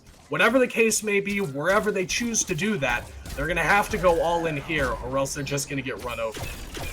Yeah, stem the bleeding, indeed, here. But, man, Kaizo, it's going to be hard to stem this bleed, because it's not like a little paper cut. I mean, Storm has lost an arm right now. They need a full tourniquet to stop whatever is happening to them right now. And if they just allow Sam Fazaka into the back, huge. They are not going to find it here. Slash goes down, and Brioden is no longer in this fight. It's 3 members of the Storm standing around this Titan. The Valkyries playing this one a little bit slower. They're not looking to get too aggressive just yet. They know there's still a tier 2 standing. They know they want minions. As these minions step forward, that's going to be their way in. Fires on the Titan. Double stun, followed by the Eagles rally. Sam has shown up to this game. Aro Breeze goes to the sky trying to find the damage. I don't think it's enough just yet. Titan still stands, but it ends up falling in the end. Valkyries match the kills. Storm can't do the same. 22 0 in less time. I didn't think we could see a more impressive performance, Spooky. I really didn't. I thought that we were going to write off to a pretty quick 2-0 here based on the way game number 1 went. I certainly didn't expect the pendulum to swing fully in the opposite direction and for us to have another blowout going the other way. Like 22-0, the pace of that game from the Valkyries was next level. You just don't see that kind of dominance pretty much at all, unless you watched game number 1 when it happened to them going in the opposite direction. It is so incredibly impressive to me at the metaphysical level, the intangibles of the set for Sam Soccer and the boys to, yes, if sure. Okay. For Sam Soccer and the boys to feel the impact of their poor performance in game number 1, understand that that's not the Smite that they're characteristic of playing, and just play their game in game number 2, regardless of regardless of things that happened in the past. They absolutely had a knockout performance here, and you could tell that game number 1, not even a thought in their mind at any point. Yeah, less of a pendulum at this point and more of a lever, really. It just got flipped the other direction. So, Kaizo, talk to me a little bit about the metaphysics of the match going forward here. I mean, Sam for Soccer starts 0-7 game 1, ends game 2 8-0-9. Saw the amount of deaths he's had and said, well, you know what? Got to recover that KD. And he did a pretty good job of that one here. How does Storm respond? I mean, they looked like they had all the momentum in game 1. They did have all the momentum, right? They were unstoppable. Valkyries couldn't step up to them. Right. And then what happened? What happened is Sam for Soccer just played lights out in game 2. And I really do think it's that simple. I think that Crimson definitely made a major stake in that game. I absolutely stand tall with what I said on the desk. I think that the Thoth is one of the best counters that you can get to this Marty if they're going to put it in the mid lane. And I think that Crim put that on pretty significant effect here. Pretty much didn't feel the impact of a whole lot of the dive from the Xibalba Storm unless it was a blink engage from Elyon. He could just stand pretty comfortably outside of the damage range and just pump out damage of his own. I really do think it's the mid jungle of the Valhalla Valkyries that end up bringing that one back from the brink and putting them in a position where we're going to a game 3. And Spooky, I have absolutely no idea what's going to happen in this third game. Well, it feels to me like the Valkyries have woken up a little bit here. Now the question is, will they stay awake, or have they awoken something else deep within Xibalba Storm themselves? Only one way to find out, and we'll do so after the break.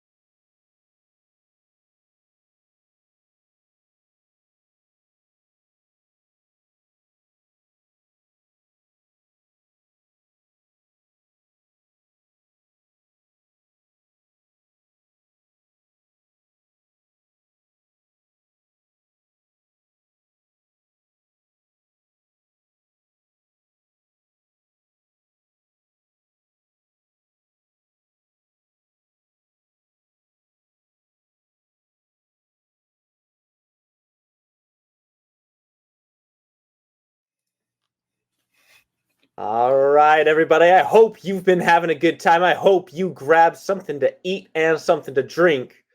This has been a match of extremes so far. Clean sweep from Xibalba Storm in game number 1, and a clean sweep from Valkyries in game number 2.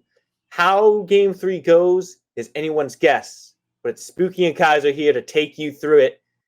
Kaizo, I said it's anyone's guess, but it's really your analysis. So I'm pinning it all on you. How's it going to go? That's what I'm here for, man. And just by the way, I think that everybody should know I'm currently on my 3rd pair of socks right now because the first 2 pairs blown off in the first 2 games. I was completely cut. That one was specifically for Spooky. I thought he'd like that. I've been caught off guard, man. I truly have, by the way that both of these first 2 games went. I have not seen Smite that dominant going both directions in a very long time. And it really is kind of a coin flip going into game number 3. Can the Valkyries make the kind, or excuse me, can the Storm make the kind of adjustment that the Valkyries did? Because they are now currently in the mental state that they put on the enemy team in game number 1. Like, they have to make the adaptation. They have to make the bounce back. And Spooky, I said game number 2, I didn't think it would happen. Game number 3, maybe we ban the Thor. Well, let's find out, Kaizo. Let's get into the picks and bans. We'll take a look at what these 2 teams are brewing up, what they're planning here. And frankly, I was going to ask you straight up if you think Storm needs to start looking towards that Thor now. Sam for Soccer, I mean, he turned up on it, and it just didn't look like Storm had any kind of answer. But I have to kind of revisit a question. It's the same question I asked before, just swapping out god names. Was it the god itself, or was it a gameplay problem? Can Storm simply make the adjustments that Valkyries made and say, okay, we don't need to ban it, we're just going to respond better? That one's tougher because I do think that in at least the early and middle stages, Set, the character that Elion played in game number 1, I don't think that Set does anything differently than another character would have during that stage of the game. However, I do think Thor is kind of in a different conversation. Like, he's very akin to Thanatos in that he has the semi-global stun into big damage follow-up, but I really don't know if there's a whole lot of other junglers that could have made such a wide-reaching impact on the map that significantly, that consistently. It looks like the Storm would tend to agree because they do end up taking away the Sam for Soccer Thor, so we won't be seeing it for a 3rd game. I think that's got to be the right call, man. Like, if game number 1 went so well when essentially they didn't have the Thor, in game 2 they very clearly did have the Thor, and that's the one you lose, it's hard to argue against trying to take it away from him and see if he's playing that hot on anything else. Now, one could argue that Valkyries simply didn't have their 5th man, the jungler, on the map in game number 1. Have to see if Sam for Soccer is a little bit more effective on a different pick. Hercules, first lock-in for Storm. This one we've been seeing quite a lot of. Very potent in that solo lane. No longer relegated to the support role anymore. Blades of light, had a lot of buffs come through. Seems to raise his viability up a little bit. I'm looking across the board. There's so many things still open. And as much as I would love to talk about the meta picks, I'm going to pivot into Ymir instead. For sure. Yeah, and Ymir is a god worthy of the reaction that we just gave it. Because maybe season 9 or late stages of season 8, this character was topping the charts as a support. Like, this was a character that you wanted to potentially first pick as your support. But now 10.3, 10.4, whole different ball game. You've got stuff like the Yamoja, which got banned away. You've got the Terra was still available until it got banned away. So maybe the support pool isn't as big as I thought that it was.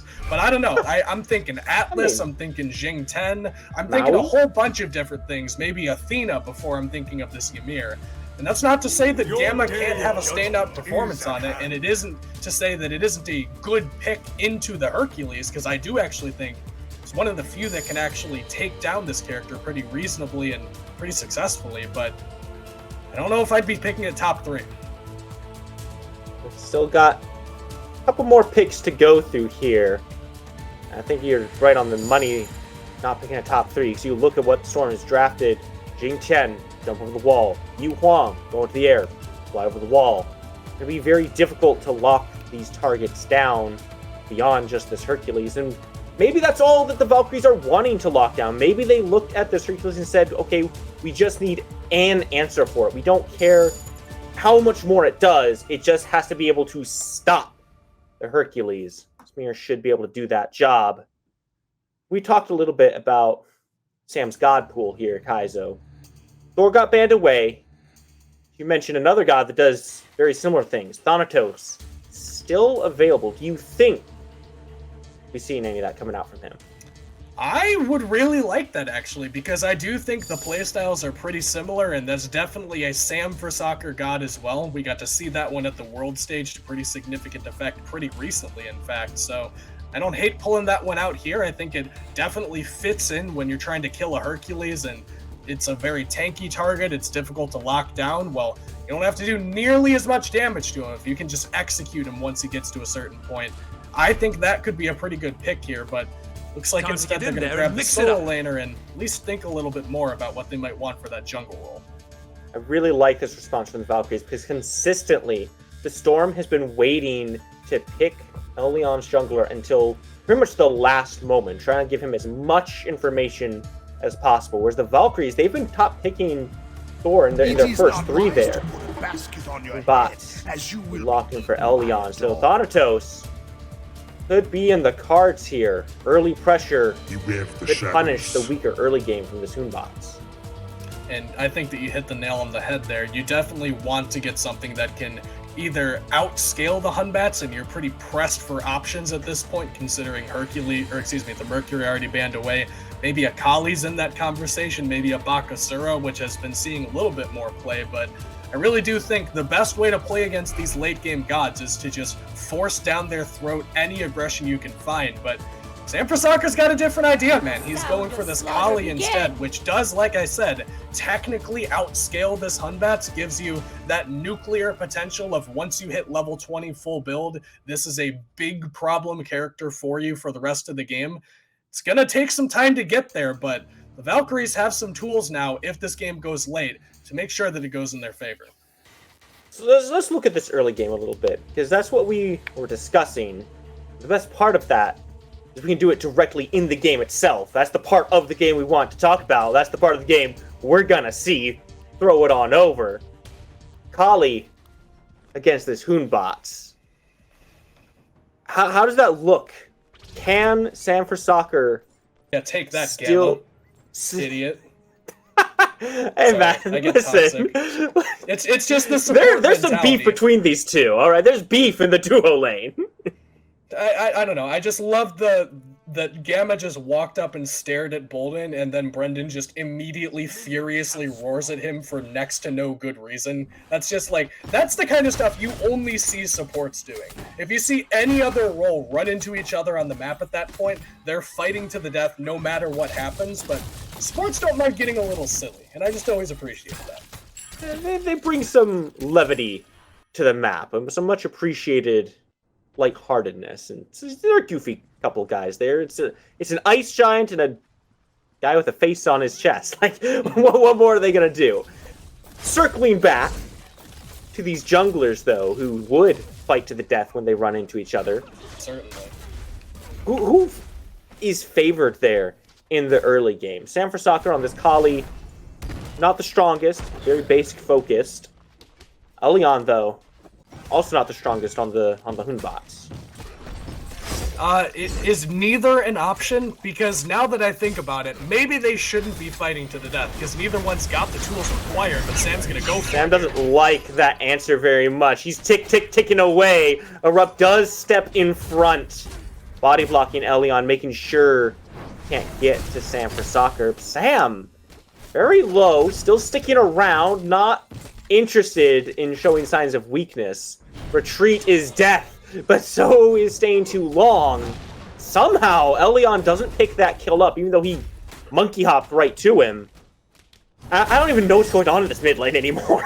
Well, Beads did get forced out there from Elion, so that's a tool that he would like to ideally have available to keep him alive, no longer up. But I mean, same can be said for Crimson now. So neither one of those characters has any ability to keep themselves safe. And this seems to be the common theme of these games so far, is this mid, this jungle, they love to butt heads in the mid lane.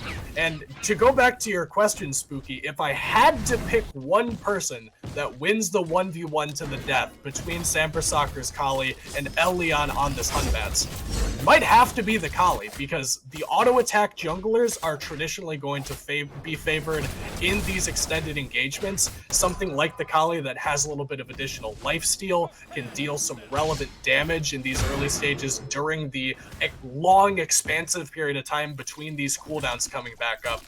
I think Sam might be favored and therefore could potentially be looking to play a bit more aggressively, but I think it's much more likely that, at least for these early stages of the game, we see a much more slower pace than we did from either of the first two games. And sports really just kind of walk at people, don't they? Wowie also looking for it. Doesn't connect the jolt, and that is going to allow Boyden to find a way out. Icewall couldn't quite cut off the retreat path there, but showing a lot more aggression from the Valkyries right now. No first blood just yet, which has been a big change between the games. Invade does come through, though, looking for it. Storm able to secure their own purple buff. Yeah, Brendan accidentally picks that up. There's invades everywhere, Spooky. Like, Kali's solo invading red buff. I think that Sampras Soccer did not manage to grab that one. Meanwhile, solo lane, we also saw Slash trying to get the invade off onto Aqua, and it does look like at least that one was successful. So 3 invades taking place at the same time. It looks like the only one to end up going down successfully is Slash invading that blue buff. And you know, Aqua on this Achilles isn't a character quite like the Cthulhu who desperately needs the blue buff, but certainly does feel a whole lot better when you can use that tool a little bit more liberally, as opposed to having to conserve your mana, and you can trade these cooldowns much more effectively. Slash has license with this blue buff against Aqua's lack of a blue buff to potentially be a lane bully here and maybe draw some rotations over from El Leon. Yet again, another attempted invade, this time coming out from Boyden there. Looking for the purple buff, but finding it a little bit too far away. No bouncing bubble this time to get the cheeky steals off. Valkyries will collect their purple buff safely. Wowie collecting the XP on that pretty much by himself there. Across the board, still a little bit quieter of a game. 1 and 2, both very bloody, very action-packed. Now with the tide set, feels like both teams are taking a step back, winding down just a little bit here. Where do you foresee these teams really starting to step forward and clash against each other? Maybe these buff invades, man. It could be as soon as the next time that we see these buffs getting contested, and they're due to spawn in just another 45 seconds or so. I wouldn't anticipate that Slash would be willing to give up a blue buff, and I don't think that Sampras Soccer is likely to let him go for it for free. So maybe keep your eyes on the right-hand side of the map as these junglers shade over. This is likely to be our next point of contention, but I mean, with the way that Slash has been playing pretty conservatively, just looking for the invade and backing up, I don't know if we're going to be seeing any bloodshed. Aqua is under some pressure. Storm just trying to open up that blue buff invade for themselves over there. You can see multiple members rotating through. Slash trying to chase Sampras Soccer away. Aqua still into the tower. The blue buff will have to be conceded to Xibalba Storm there. Progression on the other side. Ice Wall comes up. Nowhere for you to go now. Bitey has to go up into the sky for a way back down. It's all the way over to the mid lane. Oh my goodness! Okay, the damage was good. But Bitey does still manage to limp out. Yeah, might very well just be the damage mitigation, but hang on, he's not done. Bitey gets caught by Sampras Soccer, and it's first blood to the jungler for the Valkyries once more. Sampras Soccer now trying to find his way out. Gamma just slowing Boyden down, making it that much more difficult to regroup with the team there. Sam has a nice sneaky little play there. Blink expended. Good stun. And Bitey just disappeared. There was a lot expended on that. Final Judgment. Living Nightmare from Bitey. At the end of the day, though, it does put the Valkyries on the board.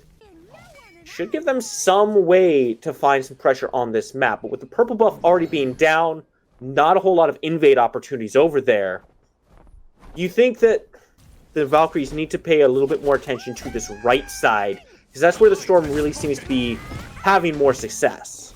I would argue that the dual lane is a lot more impactful for them, and Gamma's going to be here to try to defend this purple buff. Looks like does not successfully manage to do so. Wowie ends up getting that one stripped away. I think that a lot of the attention that we've been drawing to this solo lane, the Hercules versus the Achilles, has potentially been misplaced, because I'm not really sure, even if either one of them gets a small lead, what they're really going to do with it. We haven't seen a whole lot of early rotations from either one of these solo laners to make an impact on the other parts of the map. Whereas in the left-hand side of the map, whichever one of these ADCs between Bitey and Wowie ends up getting ahead, they seem to be pretty capable of snowballing that lead into a much larger one and then rotating into the mid and fighting. Big fear no evil. Aquarius has no chance on that one. Take a look at those relics. Teleport had just been used as well, so he's going to have to make the long walk back to the lane. Sam for Soccer, meanwhile, being chased through the jungle. Interesting overhand smash there, not quite in range. But the boulder does come through to confirm that blue buff. Big rotation comes through from the Valkyries. Ice Breath does connect and slashes in some danger. Final Judgment push the final damage down. Dragons don't quite connect onto Sam for Soccer. Oh no! The destruction has Leon, gone down, no! but it keeps him alive. And now Leon may have stepped too far forward.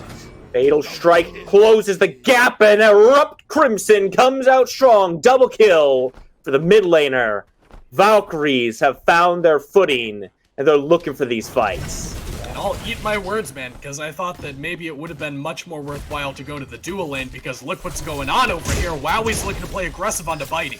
Oh my goodness, the Blades Retribution both stun Bitey and confirm the objective. The so close. Small buff there. Somehow Bitey survives with 30 HP. Doing, I don't know that Wowie will be able to say the same here. Briz where you going, and buddy? Boyden, but he's giving them the juke shoes. Locked down. No Aegis available. Celestial Flight avoided by the jolt. He didn't win.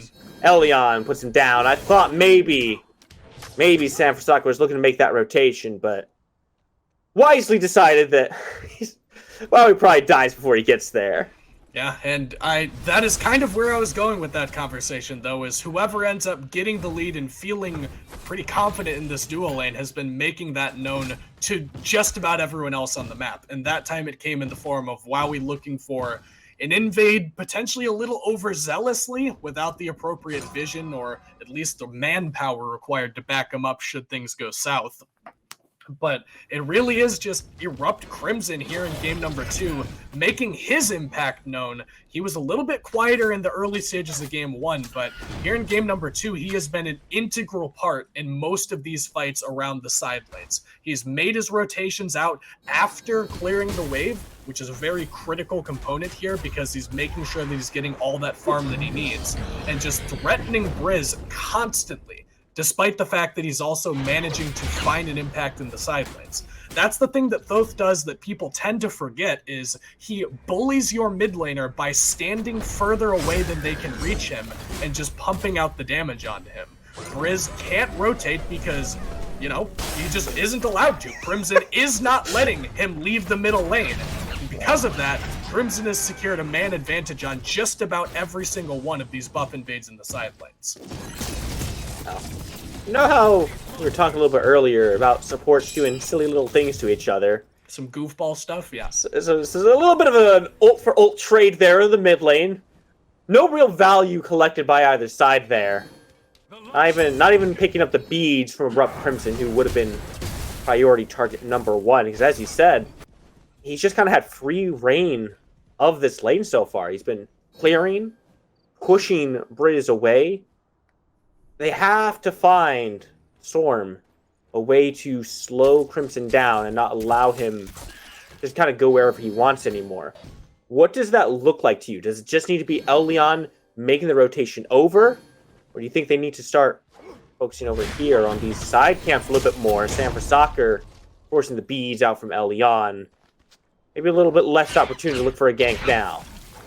I think that to answer your question, I think that it should probably come from Bolden, who now is caught in no man's land and might end up getting final judgment. Oh! That is some judgment right there coming through, and unfortunately Boyden will not be making any impact in that mid lane other than to get Crimson a little bit further ahead. And I do think that it has to come down to him, though. Regardless of the fact that he takes a spill there, he probably needs to hang out a little bit more with Briz, and he's obviously trying not to split too much farm, but I mean, Briz isn't really getting the farm because Crimson isn't allowing him to do so. Now Pyromancer under contest, Xibalba Storm actually steal it! Huge ultimate coming out for Briz, and Bitey makes the rotation, puts Crimson down. It's a double kill for the Hunter. Talk about a nightmare. Sam for Soccer looking to try to get this red buff. Not there in time. What a swing from Storm. Puts themselves just in the lead ahead of Valkyries. About 1,000 gold. Now looking to push this tier 1. Man, what a combination of ults coming out from them. Yeah, and you know, blink and you'll miss it, Spooky, but Sam for Soccer, after getting that first blood, has apparently just not been farming as effectively as El Leon. Because Leon, I guess, has 2 more kill participation, but he's up 2 entire levels, and just 2 kills isn't going to give you that kind of XP gain. So I'm not entirely sure where he's getting all of this farm from. Maybe he's not splitting with his mid laner, and that's why Briz was falling a little bit further behind, whereas Crimson might have been leeching some of that farm away from Sam for Soccer. But 2, almost 3 levels now for the Hunbats over the Kali. It's pretty impressive that despite the fact that Sam got off to what was essentially a fiery start early on, Leon has kept his head down and farmed his way not only back into the game and to parity, but now to a pretty significant lead over this Kali. And that is very relevant levels at this stage of the game, because those are levels in the ult that make the Fear No Evil last longer. And that is absolutely the calling card of this character. The longer that ability lasts, the more threat that he can put onto the enemy. There's a retribution not coming through, and in the mid lane, another kill onto Crimson comes out. Kudos to El Leon for facilitating that one. And it's just like you said, Fear No Evil comes down, and there's not a whole lot the Crimson can do at that point. The beads on cooldown, no safety for this toe. I mean, it's been constant invades from El Leon. Every time we've seen him, really. Every time we watch him taking a camp, I don't think it's ever been his camp. It's been the enemy blue buff. It's been looking at speed buffs, heartbeat camps. And it's just been constantly building up to this lead that you just pointed out here. And Storm seems to be just slowly accelerating, finding their footing. Valkyries, they have to find a way to answer it. They need to find some breaks. But if they keep letting Crimson go down, they may not be able to find it. Okay. Leon gonna slip out of that one. And I do think that the word momentum that you're using, or excuse me, acceleration, is a good one to use to describe the state of this game, because the past 2 games were really, you know, let's not mince words, they were blowouts going in both directions. And I think that we are prone to seeing a little bit something like that here in game number 3. If either one of these teams gets their morale back, gets that momentum underneath them, I think that we might see an acceleration toward another pretty quick game like we saw in the first 2. And it's currently the Xibalba Storm that are in a very good position to make that conversion from a small lead, you've got about 2.5, maybe 3,000 gold, to a bigger lead, now that things like the Gold Fury are a little bit more easily looked at on account of the fact that you have these relevant level leads, you have the middle tower down. The map state is such that it is very conducive to them playing more aggressively and trying to push that lead. Crimson doesn't want to stand close enough to the Gold Fury pit, because without that tower, he's not really safe enough to step up, at least into the enemy side of the jungle. You know, as I say that, it's actually the Valkyries seem to know everybody's gone. They're going to pull this Gold Fury. They're going to pull it, but Storm won't be gone for very long. They are swarming in. And there's the Whirlwind of Rage and Steel. Does connect onto Wowie, puts him in a bad spot there. But in the back, Aquarius is trying to lead the charge. Has the Fatal Strike out. What is happening? The fight is so split, and Elion finds a big pick onto Wowie, taking the shred off of the Valkyries. Trades his life for it. Now Gamma gets pushed into a very bad spot. No way back to his team. The boulder comes through, but it doesn't quite connect. It doesn't finish the kill off. Finally, they're able to slay the Ice Giant and put him down. The Valkyries are simply walking forward, trying to find better positioning. This guy, Bitey, is waiting for his chance to come back down and straight into Sam for Soccer, who has the destruction going. Finds himself the kill, but can he get his way back out? There's nowhere to go. Has to go to the tower. Gives it up to Briz. Could have just let Slash have that one. At the end of the day here, at the end of the fight, no Gold Fury goes down, and no one really comes out the winner.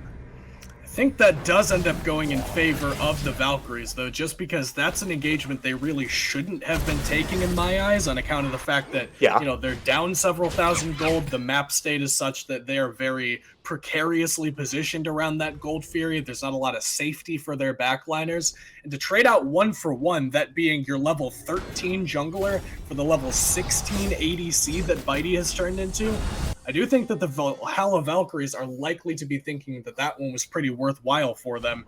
And it also deters the Xibalba Storm from doing that Gold Fury anytime soon. And that's a pretty important component here, because they would like to try to transition this lead into something a little bit more. That's why you can see Slash over here once again trying to make something happen. They need this to transition from the small lead to a big one. It looks like they're giving it up this time. Yeah, Valkyries just don't seem to have any awareness that this is happening. Let me go ahead and go over to this Pyromancer. Maybe they did know it was happening, just realized they couldn't get there in time. Are we going ahead for this Pyromancer? Can they find it? They do! But they take some damage on the way out. Bitey makes the rotation over, forcing an ultimate out from Aquarius. He's taking a bunch of damage already. Pulls up and feared. Bitey finishes the job on the solo laner. Achilles is out of this one. Now the Valkyries may be stepping forward, looking for a little bit more. They don't want Storm to go for this Fire Giant, but a big blink comes in from Boyden. The Shards of Ice look for some damage, but good gracious, Gamma's getting melted down. Evade straight into Elion and punish him for stepping forward. Sam for Soccer takes the jungler down. Valkyries, if you look to disengage after that one, finally, things start to quiet down just a little bit here. Kaizo, I've been trying actually to bring a point up here. Okay, it's just that Storm just keeps starting the fights up. No, I got you. We can take a breath here, Spooky. What do you got for me? Lay it on me. Around these objectives, you know, we've been talking about X Factors all game. And it feels like the X Factors... all set. Yes, thank you. It feels like they're going in favor of Storm this time around. The Dueling Dragons coming out from Briz, and more important, the Fear No Evil, seems to be causing constant issues for the Valkyries around every objective.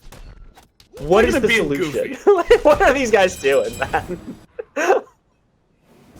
Anyway, back to your point about the X Factors. I do agree that the Dueling Dragons have seemingly put a little bit more value on the map so far than the Final Judgment has, as well as that Fear No Evil has felt incredibly impactful, but it's only a matter of time, especially if they're playing this aggressive. Yeah, you see, they just do not stop. We talked about it being a slower game, but that was 10 minutes ago. Now it's all fight all the time. Destruction has to be used, but it's veered into a wall. There's nowhere for him to go. The heal comes through, but the stun is not enough to keep Sam alive. Wowie being run down in the back end. The Whirlwind of Rage's heal will just cut him down. And that is what you get when you step too far forward. Can't find the kill.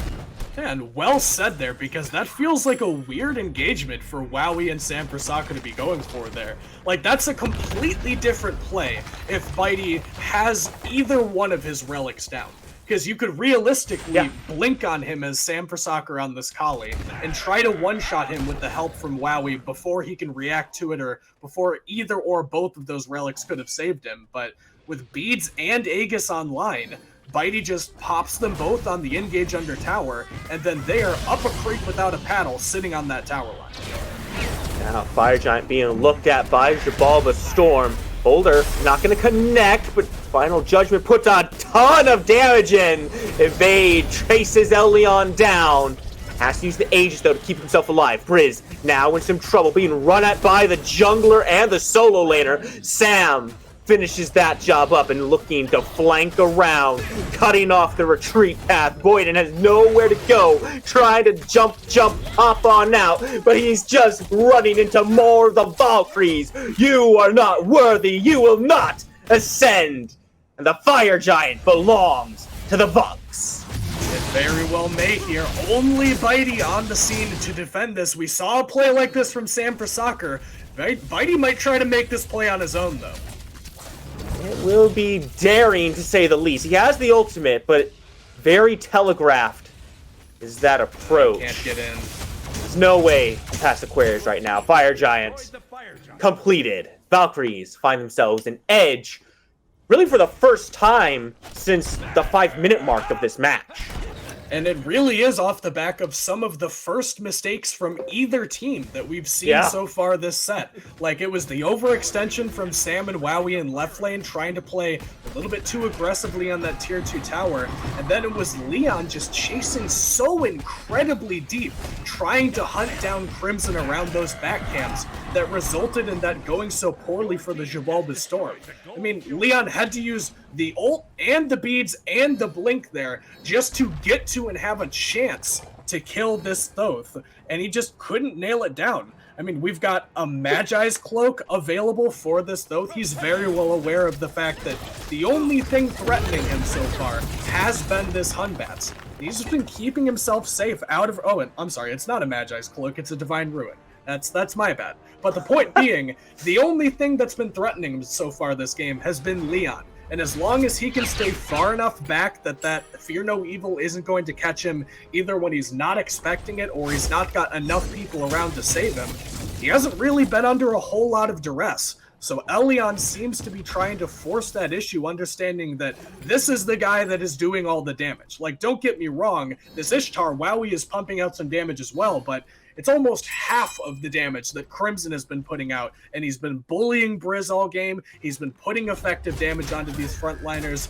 They absolutely recognize him as the biggest threat, but it was just too far forward from Leon to try to get to him, and now they're going to have to try for another fight here in left. Storm coming through. Dash comes out with a double stun coming out from Gamma there. Ice Wall comes up. Not a whole lot of follow-up. These are some tanky gods that were caught by Gamma there. Your point about the positioning of Elyon and Crimson is an important one, I think, because Elyon hasn't been able to find these multi-man Fear No Evils. He's dropping it on just single targets like Sam for Soccer or Corrupt Crimson. This time, no value on that one. Big Blink comes through, the Whirlwind of Rage and Steel doesn't connect. The Valkyries will simply walk forward, not even paying attention to Boyden. It may have been an error on their part. Slash pushes Aquarius under that tower. Has one less Fire Giant for the Valks to play with. Is some resets coming out from Storm. Should be able to tear this tower down with the TP, the teleport. Gonna stop their aggression. Magi's goes down. Valkyries disengage. Yeah, Beads also forced out by another good dueling dragons here for Briz onto Wowie, so the cooldown's no longer available, and Slash is gone! Hello? Slash may have stepped too far forward. This is not where you want to be. Elyon finds a Erupt, but he doesn't have the ult back up just yet. Final Judgment doesn't kill. But Erupt Crimson doesn't let that stop him. Elyon's still in the back, and he finds himself a Fear No Evil. Crimson goes down. It's a double kill for Elyon. Where are you going? It's a triple kill. Sam for Soccer doesn't care. If you're gonna dive his backline, he's just gonna do the rest of the work on your team. Tier 2 dropped. Phoenix going down. Elyon, he's gonna have to hold the line. And he's got no ultimate available. Long respawn timers here, still spooky. Gonna have to make some kind of miracle play 1v4. No Fear No Evil. Bees go down. The Valkyries, they walk forward. Can they find it? The damage is good on the Titan, but it's not good enough. No minions. Leon is frozen down. Wowie not quite able to find this slash! Finds the boulder! Home run! He's out of there. Is that a strike? Is that a ball? Like, what does that count as?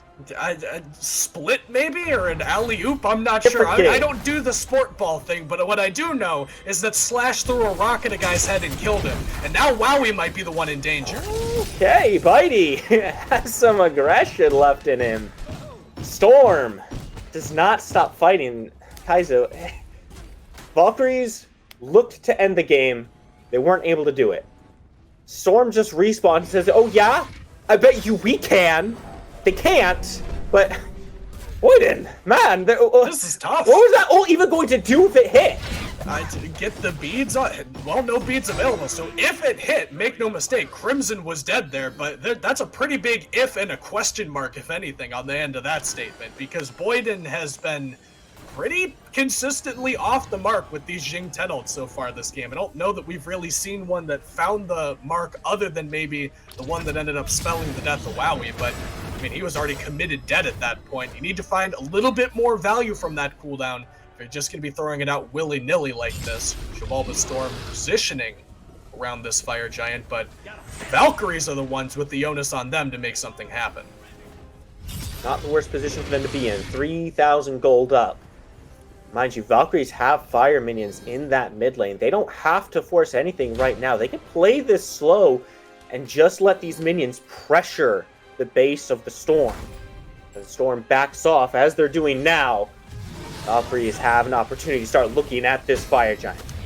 And Bitey's kind of caught in no man's land here, trying to contest these waves, and they know that they're trying to get him to go over there before the Valkyries end up taking this fight. He is the man that has the living nightmare, though, so we could be here at a moment's notice, and Valkyries seem to know that and are instead jockeying for a bit of additional positioning here instead, Spooky, but they have to find some kind of advantage. I mean, every single cooldown, save for that Brendan Bolt's Jing 10 ultimate, or excuse me, Blink, is still available for both teams on the map.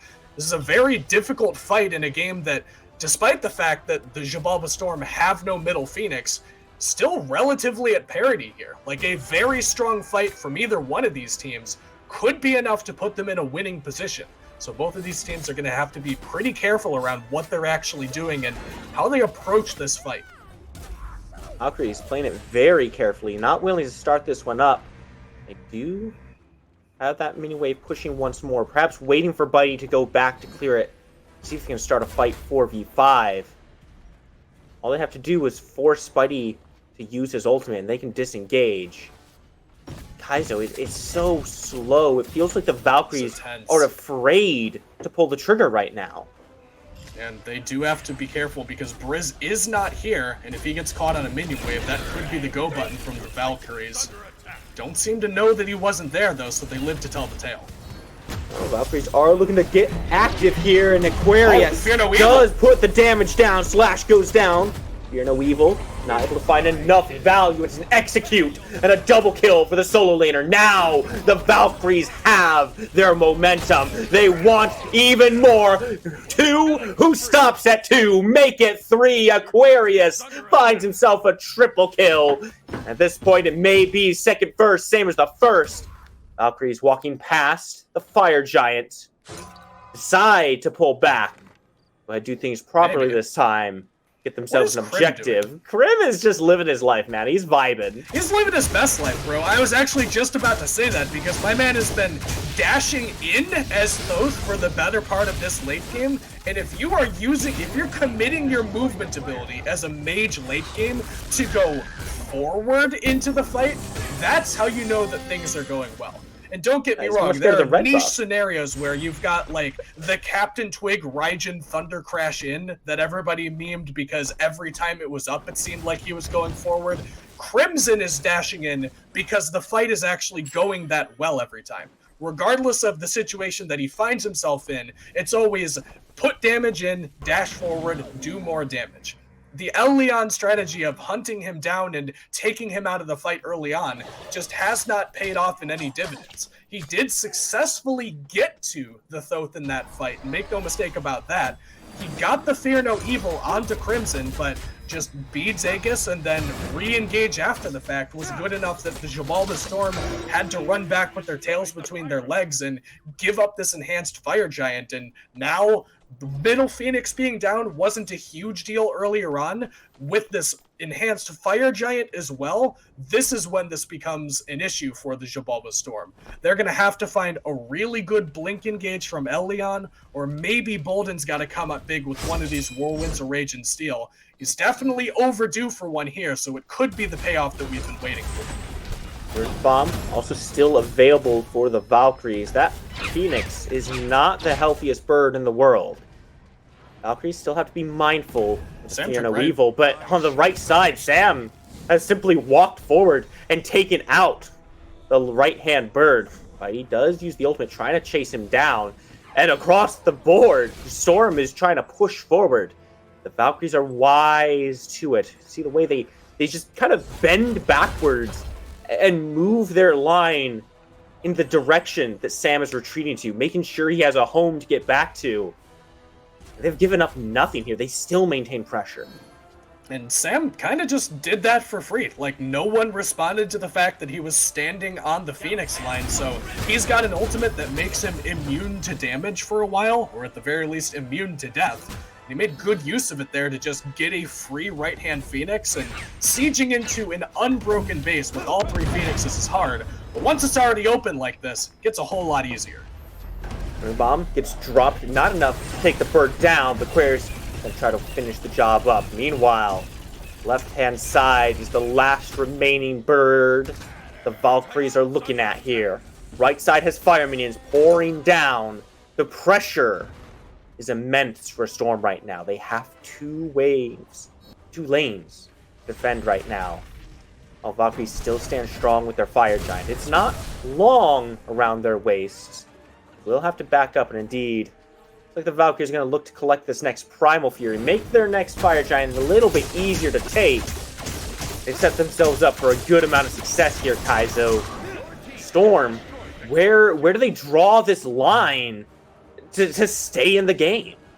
Somewhere, and somewhere soon, man. Like, it has to be in the next several minutes of the Storm stake their claim on this game, because if you let the Valkyries slow play this map, if you let them group up around this EFG, get it for free, walk down these fire waves, siege these Phoenixes, you're just going to be asking to get run over here. So I like the fact that the Xibalba Storm are positioned very aggressively around this Fire Giant pit. You'd ideally like to get some kind of pick on somebody just, walking aimlessly, got auto run on, got maybe a second monitor window open or something like that. You definitely need some kind of advantage in this fight, but even if you don't get it, you kind of have to take it. I like the fact that they're playing very far forward, but they've got to get all of these members here. That Fear No Evil is such a critical piece of their fight.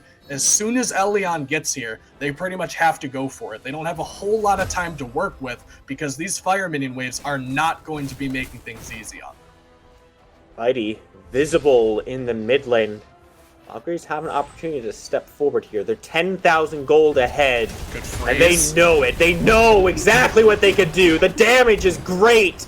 Fear No Evil does keep Slash alive for the time being. And Bitey comes down in the back looking for a Erupt Crimson, but he's found himself in a world of hurt. Multiple ults coming through there. Ice Shards looking for some space. Now Leon is the first one to finally put Erupt Crimson down. You put one down, another will stand up. Sam for Soccer is on the hunt, and he's found himself a double kill around the Fire Giant. Elyon on the retreat, just being kept busy. Aquarius giving him the runaround. Slash on base defense. Erupt Crimson, the only member dead, means wow, he can melt this one down. Another EFG for the Valks. Elyon still on retreat. I don't think there's much defense there from the jungler. Yeah, I mean, he'll live, he'll die. It won't really have a large impact on what happens in the next several seconds because the Xibalba Storm still have 1 or 2 people with which to defend this base. Still 20 seconds, call it 15 on Bitey in order to re-siege this right-hand Phoenix. This one goes down pretty much for free. That's just about as good as you can draw it up for the Valkyries. And I do want to be clear, Spooky, that was the best play for the Xibalba Storm. It was a low percentage play, and it wasn't pretty, but going in there on the enhanced fire giant, making the Valkyries make a play, and just seeing if they were capable of it was absolutely the correct call for the Xibalba Storm. They needed to get a good Hunbat's ult off, they needed to get to Crimson, take him down in one of these fights, and hopefully clip Sam for soccer in that engagement. And they checked most of those boxes, but Sam still went unchecked. They got a good initial freeze off onto Slash to prevent the front line from the Xibalba Storm from being able to do their job very effectively. The Valkyries just knew that was the only play the Storm had, so they reacted to it in kind and prepared for the worst. And unfortunately for the Storm, now you're at the position you were hoping to avoid. That fight was supposed to make it so that you don't have to defend with EFG on the enemy team and one of your birds down. But unfortunately, since you lost that fight, you still have to defend this map state, and it's still not looking very pretty for you. The Valkyries know exactly how pretty it's looking for them right now. They're going to go ahead and step up across the board. You can see the 3-1-1 split there. Aquarius leading these fire minions. Just making sure that they get to the base nice and healthy. Make sure the Storm has to pay some attention to them. Open up an opportunity for him to walk over to this mid lane. Bird doesn't really stand much of a chance there. The Storm knows that they cannot keep that one alive. Their attention is focused in on this final Phoenix. Bird still stands. Slash gets stunned. And the Phoenix is taking so much damage. There's not anything that they can do to keep it alive. Aquarius leading the charge on this one, pushing Slash back into the fountain. Still Slash is trying to give his team a little bit of space. Minions pushing down on each lane. Valkyries are still hesitant. Yeah, they do still have all 5 members, and notably that Fear No Evil is still available. Good freeze on the Bolden, though. This could be trouble. Fear No Evil does come through, and it's a great Fear No Evil. Splits up the fight entirely. Gamma and Wowie are both getting melted. Every instance of damage he needs. Down to the ground, make it 2. But Aquarius has caught his back out by Boy. Perhaps the best that the Storm could have hoped for. Lost all 3 birds, and I love to bring it up every position because defending get these 2 for 3, even 4 for 2 in fight where you pretty much wipe the enemy team. It is so hard to come back from this position. Granted, 40 minutes in, these respawn timers are getting incredibly long, Spooky. We are getting close to the territory where just one decisive team fight with enough people alive and the Xibalba Storm might be able to walk this one down and end the game in their own favor, but they've got to win the next fight in order to do that. And if the Valkyries show up to this fire giant when these Oni fire waves are going to start pouring down each of these lanes, I don't think that the Xibalba Storm are going to have the luxury of sticking around, so instead they're just going to have to take the fight now. They're going to go ahead and start up this fire giant themselves by pumping some damage into it, and it is taking quite a bit. So as you said there, Kaizo, fires walking down. Right side bird is up to slow them down for just a moment. But how long can that Titan stand against them? The Valkyries just have to keep the Storm busy. They don't need to win a fight. They just need to keep Storm where they are. It doesn't even seem like they have any way to get out of this one. Destruction comes through. Sam for Soccer dangerously low. He just steps back. Elyon has made the retreat and found the recall. Wowie pushes forward, takes 1 down, takes 2 down. Bitey has to burn the Aegis, but this is not looking good. The Titan will fall, and it's all due to the minions. The Oni fire waves are what end this game, Kaizo. Perhaps not the way we expected this to end, but given how the first 2 went, almost feels fitting. almost poetic in a way, right? That we finally get a game with at least a little bit of fight going in both directions here in game number 3. We saw both extremes. We saw the Storm do it. We saw the other team do it as well. It didn't really matter because in the end, it's the fire minions that win the day, Spooky. They ended up taking down the Titan because regardless of how they wanted to take that fight, they were just out of time. They literally just sat there and stalled for the defense, knowing that with those Oni fire waves, they could just keep them there. Even if they lost the fight and it wasn't convincing, that's still a victory for the Chaos team. So I like the fact that they were willing to take that losing fight, and Bolden and the rest of the boys got aggressive. They got in there as best they could. But I mean, in the end, the deck was stacked against them to begin with in that fight. They did the best they could, but it's just a very difficult position to claw your way back from.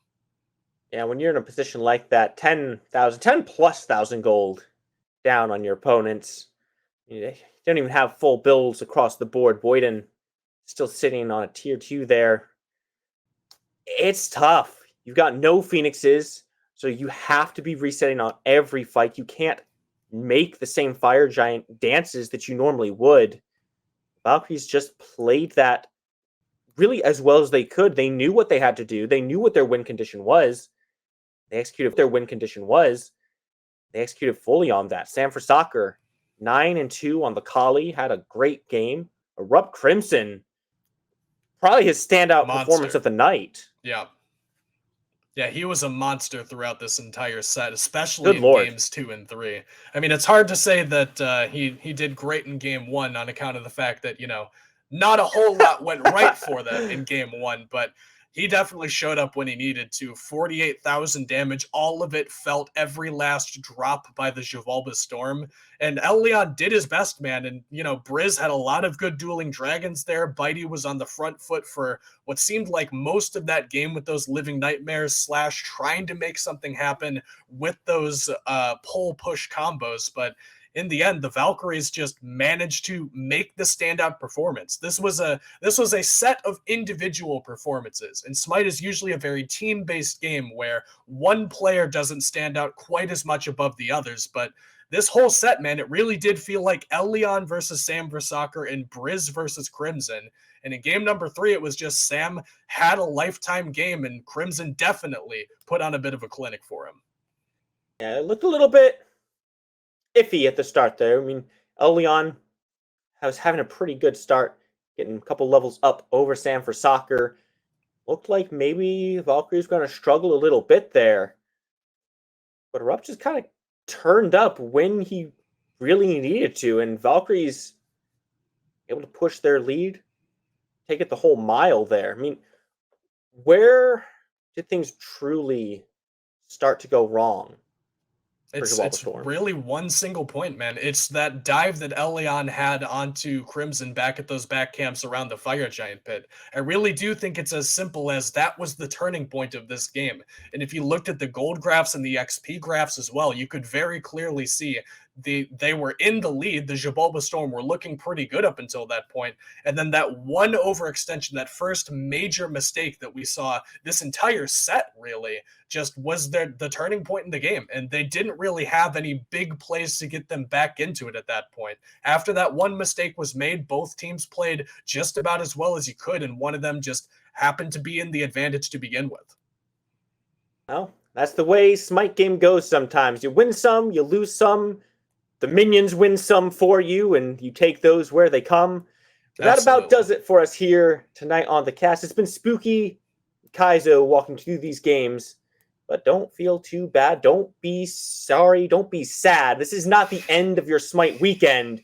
We've got plenty more games for you tomorrow, starting right here in the SCC with the Bolts versus the Scarabs in the morning. We'll see you there.